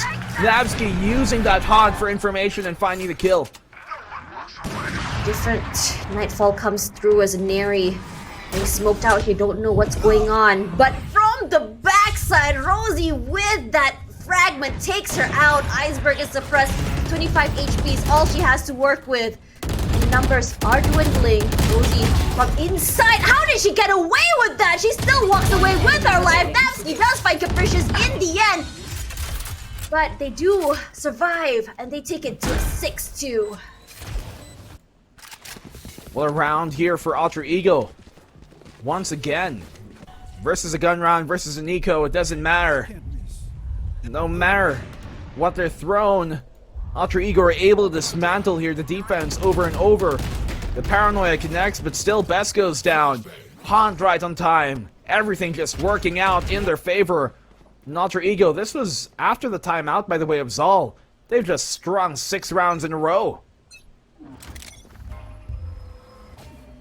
You Call go this back to back. To call this a snowball toss would be an understatement. This is starting to turn into an avalanche. This is, yeah. Avalanche, landslide, Rosie plays cheeky corner in the backside of Wine. Waiting for the right time. She goes out, takes that damage. Still good for 1 though. That's enough value for her. Calm. Played that like a boss. And collected as well. Good job there for her to find the 1. That's exactly what Rosie needed to do. Just, you know, get that 1. Get yours. I'll let your team figure out how they'll get theirs. Capricious here, playing in hell. If anything, I think it might even be better if she just hid in the corner just a bit deeper.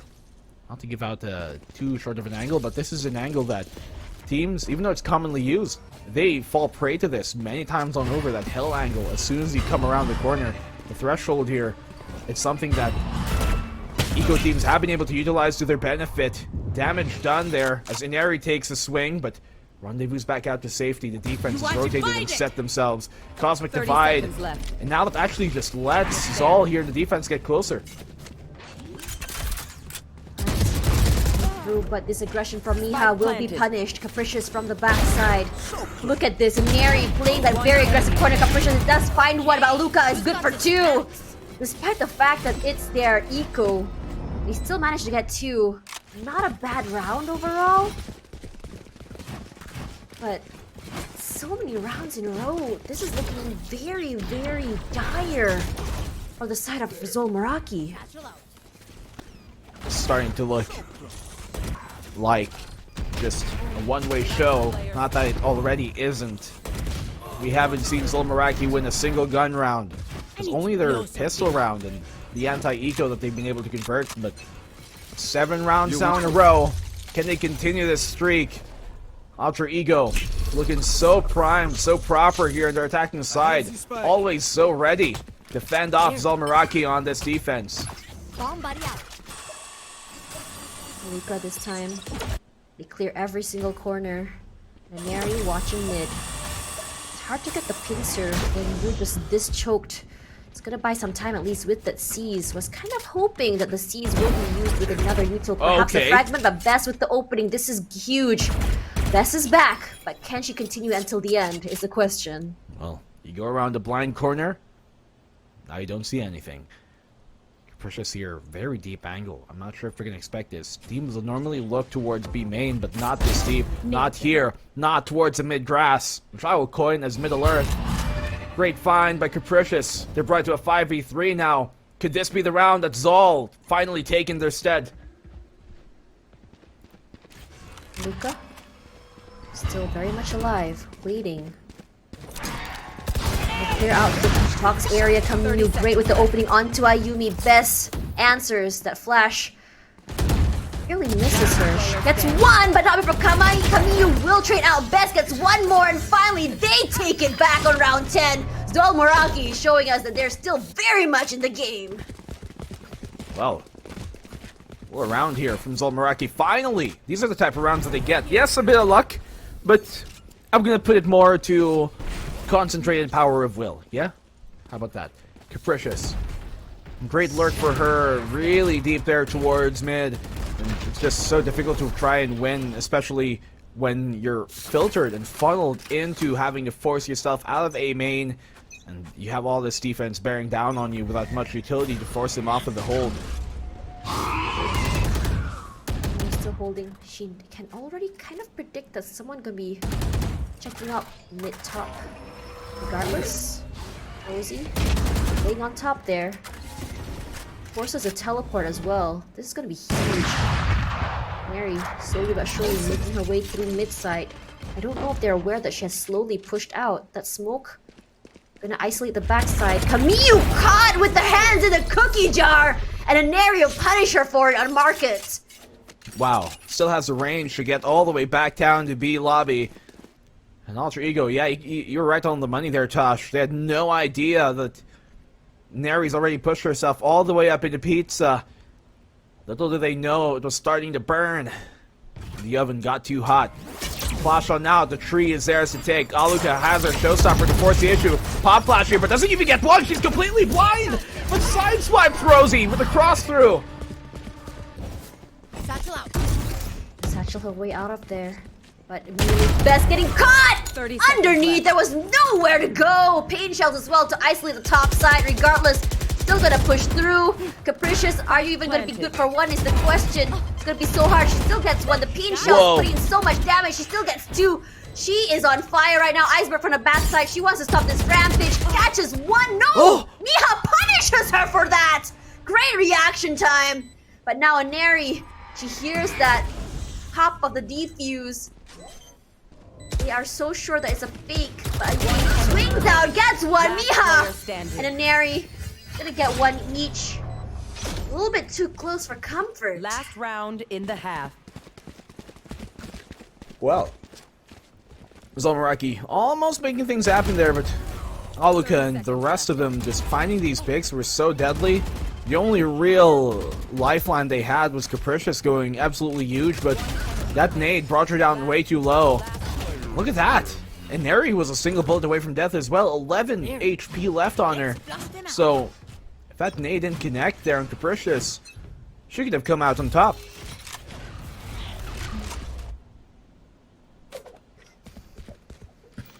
See that Rosie pushing through, but you do get suppressed. This is not good. She can't use her flash at all. They can wait it out, but it does allow AECL a lot of space to come through.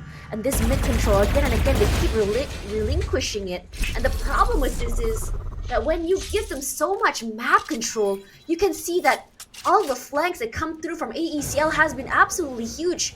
No clue where to look at. The Prowler confirms there's more than just one here. They take that ultimate orb. They've got the null command to utilize, and this is potentially important for the post plant. Here comes out the Nightfall. Null command as well. Capricious on the swing. No, she's caught out there. Seized because of that tether, but Capricious only good for one. He still is here within the site though. The double stack within that boathouse is going to be big. They're going to keep him afloat. Pop flash on out, but Miha in the right angle finds one. Swings back around. Napski! She switches back to spray control a bit too early. Realizes her mistake. The double take and secures the 9-3 half for Alter Ego. You have to see how exactly they play this. Is so surgical. Yes, there was a prior mistake, but they come in, gets one, gets two, going back, and it's looking really good for them. Well, but for now, we're gonna be going back to our panel as they unwrap whether it's gonna be a 9-3 curse or AECL taking this in stride. Yep, it looks like we're at that 9-3 again, although I believe it was Key that mentioned that it's not actually statistically a curse per se. But for this, it was Tash as well that confirmed that.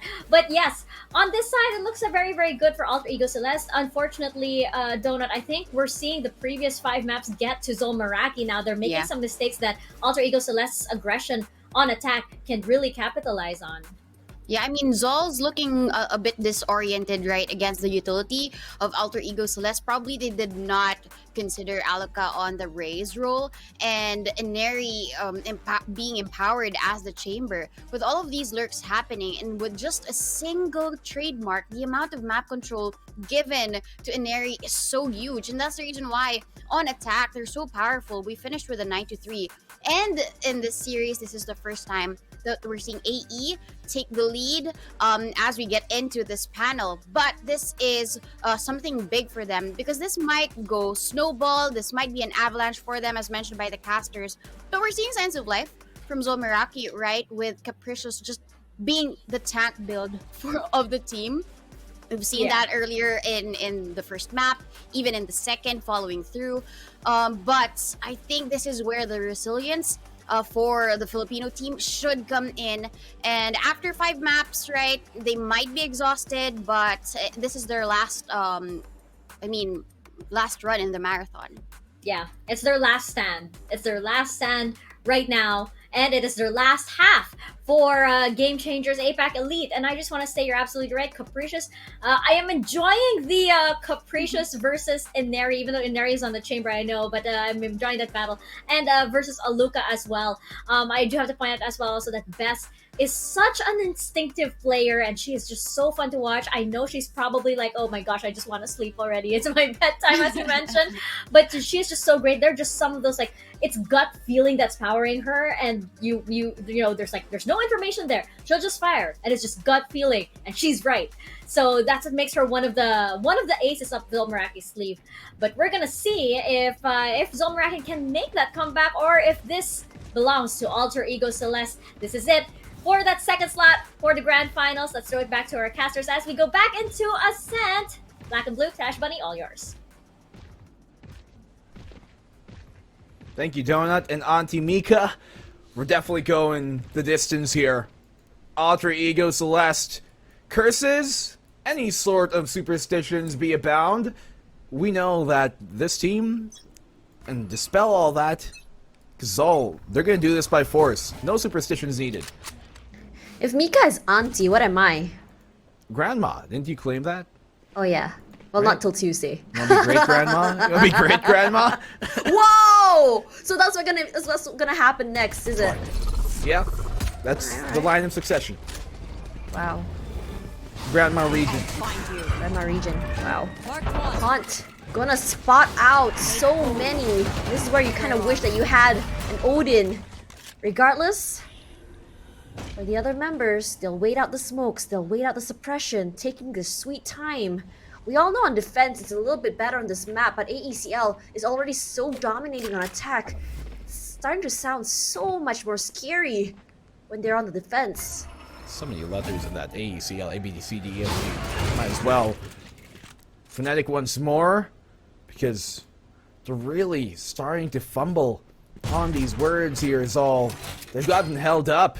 They're stalled. Simply don't have enough air to continue on. Aluka, they've completely just encircled them. Now they're trapped within main. That was her own paint shell that came back to her, unfortunately. But they've trapped ZOL here within that B main. There's nowhere else for them to go. They're really in a rut. AECL. Not scared at all to push out. Miha is good for one though. And finally, Iceberg. So close. That's it. The end for them. It's just so oppressive coming in from both sides. It was to the point that they were stuck in main for so long that they were able to pincer them and box them inside this small little area. Hey, there's really nowhere for them to go, right? Within that B main, they turned it into their own coffin. And Alter Ego Celeste, they're on the defensive side here. One that they're all too familiar with closing. ZOL Meraki are in such a difficult position right now. Wouldn't have been out of the question for them to force by, but 3 to 11 this map could go. Oh, and Neri doesn't connect. Capricious being very aggressive corner. She still gets value from a Neri. Regardless, the push comes through. Iceberg spraying that fragment, helping her so much, but Bess still gets one more. I'm loving this aggression coming in from ZOL. It's looking so good on them, and suddenly there's only 2 left. Spike planted. That was They an were just eco too. overwhelmed. Yes. And that is why it's so important for you to have a different mindset as you take these rounds. You take their guns and you force them in a situation where suddenly, even though they have the guns, but they're outnumbered. Gonna need that Mamba mentality coming into these type of rounds. ZOL Meraki probably gonna steal this one away from Alter Ego, barring some great frags to come their way. On the swing, Ayumi gets one, but Capricious is in the right position. Oh my goodness! God, Aluka! They just line up for her. She knocks him down like bowling pins. This round is done though. Even if she gets this kill, there's no time for her to defuse. And ZOL Meraki completely run on over and swarm. They zerg here. Alter Ego within the site. And Alter Ego playing a bit too close for their own comfort. They're feeling a tad bit too comfortable at that point. Perhaps an overheat here. But because they were just swarming in that area, thinking that they were just gonna catch them one by one, I would say, like, it's kind of the question, right? You can take on one 10-year-old perhaps. But if there's 10 10-year-olds against you, you can't win that. Same mentality. Take on me. And Ari says, and she just gets taken on. Bess, complete shutdown. Just swipe here, slaps her with a vandal, and Capricious follows up as well. This site is theirs. ZOL Meraki looking to cut this lead in half, bring it 5-10, which really isn't as big of a lead as it might seem, although they are on the attacking side, which can be a lot more difficult to try and get some of these rounds. Alluka taking the brunt of this damage on the spam from Miha. Oh my god, Miha with the wall bang. Yeah. It's so good. She finds one. That damage is making it so hard. That damage from Kamiyu shuts down Iceberg. And suddenly it's just Ayumi inside of the smoke. The suppression as well. They are pushing up. They are swarming to hurt her. He is flashed as well. Where can you go and what can you do? They are only able to get one, not quite, as Kamiyu says. That's it. We're taking all of the rounds, and we're gonna try at least get this to an OT. OT. It's looking to be the case here. And how fitting would it be, right? We've gone OT on a lot of our series here today, and we've fully extended into 3 maps. So for the final one of this series to decide who goes to that grand final ticket, I think this is a train ride that everybody seems worthy of really taking to the end. The final station, ZOL Meraki attacking side of theirs, presence here towards that A main. They have lots more waiting towards B main, but they're not giving up that noise just yet. They want to sell the fake here of A main. I think the aggression is very proactive. Showing their presence on main is a good thing. It does deter the push and does waste some time. For Neri, we know that because she's able to get out, she can just play as aggressively as she wants. Alluka pushing out here, she does get smoked out, sprays through the smoke just in case someone decides to push or follow up. Now, they had to give up that space. The question is whether or not she can get that spray. Here comes Nightfall. It doesn't hit her, but look at Capricious pushing out. She wasn't expecting that aggressive push by Iceberg inside of Boathouse. She does get marked. They do know there's someone in there, but Kamiyu, quick on her toes. Gets it. Capricious in this corner, good for one. Has to be careful. What? Absolutely what she was going for! Someone else, but gets a... That was good for her! Okay. That's 30 one of those seconds left. things where you aim for the stars, but you hit the moon. Yeah. Good enough! Yeah. Okay. I mean, still, they don't get the round, which is one alter ego need. This is a gun round, by the way, so they're going to be forced in an eco once more. After losing this, lots of people tuning in at this point, it seems like, as we're burning the midnight oil, interested in some of the best of APAC, and that they very well should be. Round lead here, cut down to 4. ZOL Meraki making the impossible happen. We've seen comeback after comeback here today from all the teams that have played. And ZOL Meraki, they don't want to disappoint. They know that. They have a suspicion that Ayumi is down here. That frag will isolate her, and finally in a day, Bo3 does find her. It's a great way of zoning. They use that to their advantage. Well, Look at that. What? you take those. We take those. We take It's one of those. those situations that you find in maybe a Riot game. I don't know if this happens in tournament side, but it's still good. Well, He's probably like, I was looking for a jet, but I found a KO. might as well. I'm sure they're not going to mind. Well, this is very well looking like a close game now.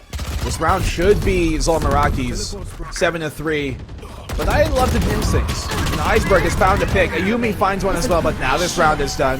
No jinxing here. I'm not sleepy. This is 1v3, and this round is done.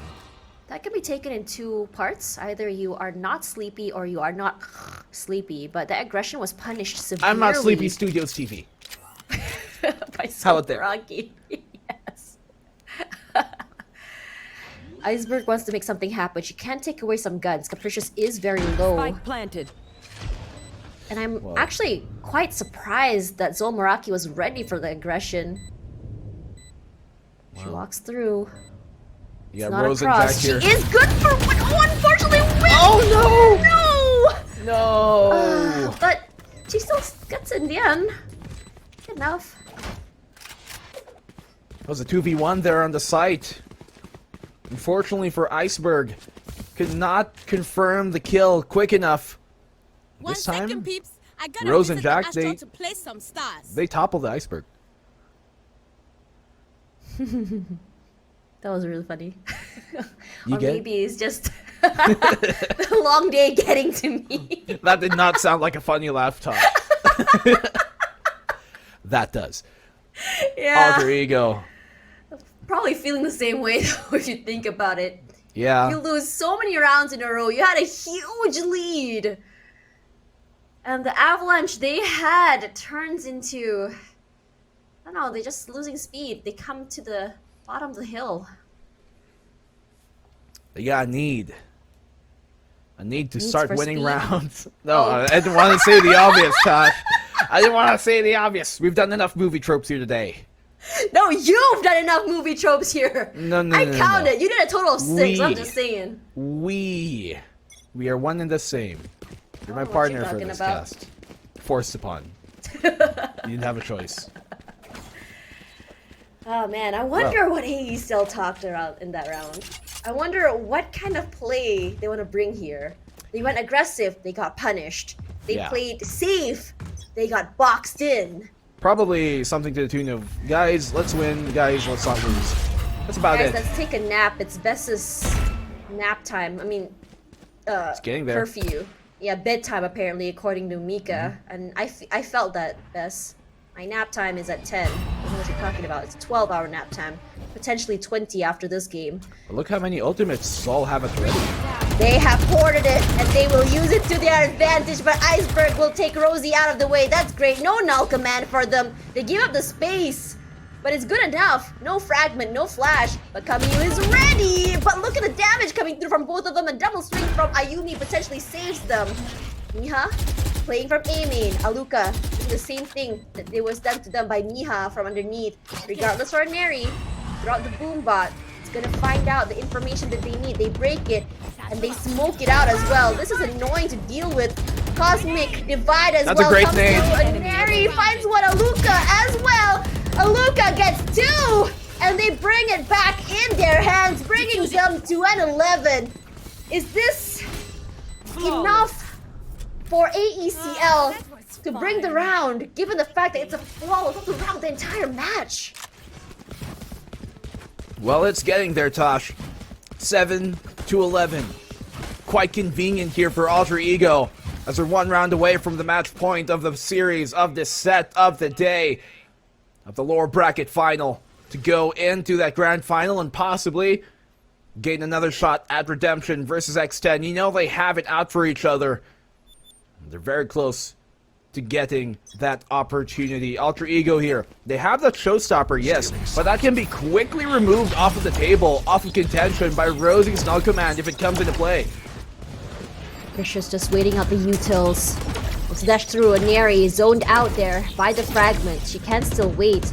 How close does she know that there's a jet waiting there, but Miha was ready for her. Regardless, Napsky and Aluka get one each. The cross is just too strong right now, but Miha is bringing it back. What? Kamiyu as well. How on earth is AECL doing this? Look at Ayumi with the 3K. I was more surprised that the showstopper from Aluka didn't kill anyone at all. But It happens. We call it a Rosa ult. no, Rosa ult's when you kill yourself with the ult. That's a Rosa ult. What? Yeah, that's a Rosa ult. Lied to. I'm sure you're used to it at this point. 7-12. An Alter Ego take match point here finally. Could this be the end? I don't believe so. I choose to believe that ZOL Meraki as great of a team as they are, going to give us a few more rounds before ultimately potentially going down. Pressure here applied early on towards mid. And Neri just gets caught out as her tour de force was suppressed and taken. Oh my god, Capricious is so aggressive. Finds Neri through the smoke. Capricious is marked, but she doesn't care. She wants to take this aggressive place. She moves away. Regardless, Ayumi is what to push forward as well. Napski punishes her, catches her off guard, and suddenly we're dwindling down in terms of numbers. Still a 4-on-4. A trade for a trade. But ZOL, they cut the noise. They wait up in mid, waiting for all of that utility to die down.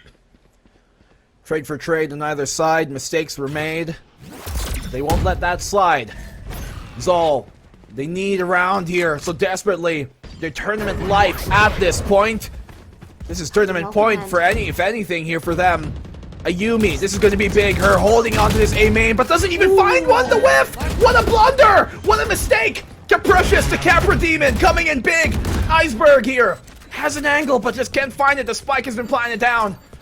That fragment is good at taking the space. Here comes the Nightfall. I don't know if they should be checking the corner underneath them. Aluka, look downwards. He still gets one in the end. Regardless, Capricious on the back. That's a 3K. Aluka takes it back. Oh, she's dead. Shells just to take her out of the way. Aluka is doing so well right now. Napski from the backside. That's it. But the defuse comes through. AECL, once it done and dusted, is gonna be 13-7. AECL will be going to grand finals, taking down ZOL Meraki, but not without a heavy fight. They take the long road, but it all leads to the landing of the Queens. They finally get themselves into the championship contention once more, to the promised land, to where we know they deserve to be. But still, I want to give huge props to ZOL Meraki on how they have performed this entire tournament to get this far from a relatively unknown newer team. The fact that they performed this well, Tosh, cannot be understated, and how valiantly they played and how valorantly they showed themselves to be. Their Cinderella story stops now, but it's not unforgettable. They've given all of these big name teams a run for their money. Ultimately, we are going to be seeing history repeat itself. We're going to be seeing X10 Sapphire meeting with AECL once again. Will it be AECL coming up on top? Or will it be X10 Sapphire that finally goes over to Berlin? Is the question. Yeah, I mean, we're gonna only find one answer out here on who really wins. We're gonna go to X10 versus Alter Ego tomorrow for the grand finals, but before that, we are your casters. I am Black and Blue. Tosh with me here. Always amazing, always so great here on the desk. Thank you guys for having us. We're gonna go to the real desk with Mika and Donut right now. Wow, the real desk, the real desk. Thank you so much to Black and Blue and to Tash Bunny for keeping us hyped for this entire day. And it is a 2-1 in favor of Alter Ego Celeste, and that means they take that second slot into the grand finals and they meet X10 Sapphire once again. It's quite poetic. We've come full circle now, Donut. But I have to say, Alter Ego Celeste, you know, I thought that like because it's been such a long day that maybe things would slow down a little bit towards the second half. I was so wrong. Things ramped up and things went by so quickly. Yeah, definitely. I mean, with how ZOL played, yes, there were rounds that went in their favor. What was surprising was the round after the pistol. AE wins it, but during the pistol round, they still were able to steal it away. I guess we've seen some of these plays from both of these teams, right? They might be weak already in the knees. There are some whiffs here and there, but AE Celeste still manages to bring home the bacon for the team just so they can get to the grand final. But I do want to note that ZOL did try hard. There was this point that Miha actually had 0 bullets in her mag because of just really spraying through AE Celeste just to bring home that win. But unfortunate for them, it wasn't enough. But I do have to give the medal to Capricious, being the MVP for the team, right? First 4 kills goes to her. Very high combat score, but hats off to Rosie, Bess, and Camille as well. Hats off to ZOL Meraki. I mean, this has been a pretty unforgettable team. I mean, early on, you know, when we were gathering around the bonfire to create our little stories for Game Changers, everybody was like, Zomrak, we don't really know, and they're kind of wild cards, but we're not expecting too much from them. Could we have expected top 3? No, not off the bat. So this was a pleasant surprise, and I don't think anybody's going to be forgetting these players anytime soon. They all performed really, really well. They each had maps, they each had matches where they shone in their own right. So I think these ladies can be so proud, and I hope that they do have a bright future ahead of them. So I hope that maybe they stick as a team, maybe they branch out, but these capricious best, Rosie, Miha, and Camille, they have done so well. They can be very, very proud of how far they've come. Now over to Alter Ego Celeste. Here we go, challenging that crown once again. Who gets to go to Berlin? That is the big question. And I think for Alter Ego Celeste facing off against X10 Sapphire once more, it's gonna be a review of a lot of VODs. It's gonna be a review of a lot of mistakes. They know now how X10 Sapphire is going to match up against them, and hopefully they can remedy some of the mistakes that they made earlier today. Yeah, I mean, a lot of mistakes were made from AE Celeste. I think that's the most surprising thing about this. Yes, the predictions for whoever will come out of the bracket is correct, at least with how we were talking about it, right? During the bonfire session that we had. But today was really unexpected. The script was rewritten entirely. Bren Victress had an upset. ZOL Meraki trying their best, taking on AE Celeste, but still, the queens rise from the ashes for today. And I do want to hear their thoughts about this, because they had really a long and hard day, basically. Definitely. So let's bring them on. I think we have Inari from Alter Ego Celeste. So let's bring her onto your screens. Welcome, Inari. Congratulations on the win. Hello. Congratulations to Alter Ego Celeste. You guys managed to make it into the grand finals. I'm really curious just to start. Who made the call to make Aluka go duelist once again? It was Red Bull's call. All of our Asian composition is from Red Bull, so it was his decision. Nice. It was an excellent instinct of everybody to go with that. Yeah, I mean, I do want to talk about, we're talking about this at first, but I do want to go back to the second map, right, Pearl. It's selected by your team, but unfortunately, you didn't really pull through. What was going on during your communications? Why do you think you weren't able to bring home that map? I think at Pearl, we weren't communicating on retakes and like what we wanted to do as a team. We did a lot of individual mistakes that we will fix tomorrow. Sebenarnya sih terduga aja, karena menurut gua kalau membuat pertahanan juga ZOL emang bagus sih cara mainnya, kayak epic kencang, terus kayak ya intinya mereka jago lah, cuman well, you guys definitely deserve all of that rest later today, at least later, so that you can go up against X10 Sapphire once again in the grand finals. Now, I just want to know, of course, you've attracted a lot of attention as being one of the top players that we've had so far here at VCT Game Changers, APAC, Elite, and even actually throughout the year. What's your reaction to all of this praise and all of this attention on you? I'm very happy. Speak up aja gitu, kayak ada unek-unek apa-apa segala macam, habis kita TikTok apa segala macam.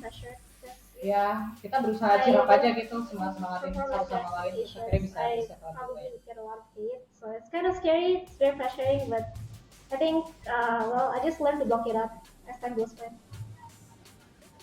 Well, you're doing wonderfully. I feel like that, Auntie. You're doing great, sweetie. You're doing so great. Congratulations to you and the rest of Alter Ego Celeste. We're gonna see you guys in the grand finals tomorrow. Congratulations. I hope they get some good rest. I know everybody's tired. I know we are too. But she is so adorable. You wouldn't think. Again, it's usually. I know it shouldn't be a surprise to me anymore, but it's usually the fiercest players that we have that are the most soft-spoken and very, very cute.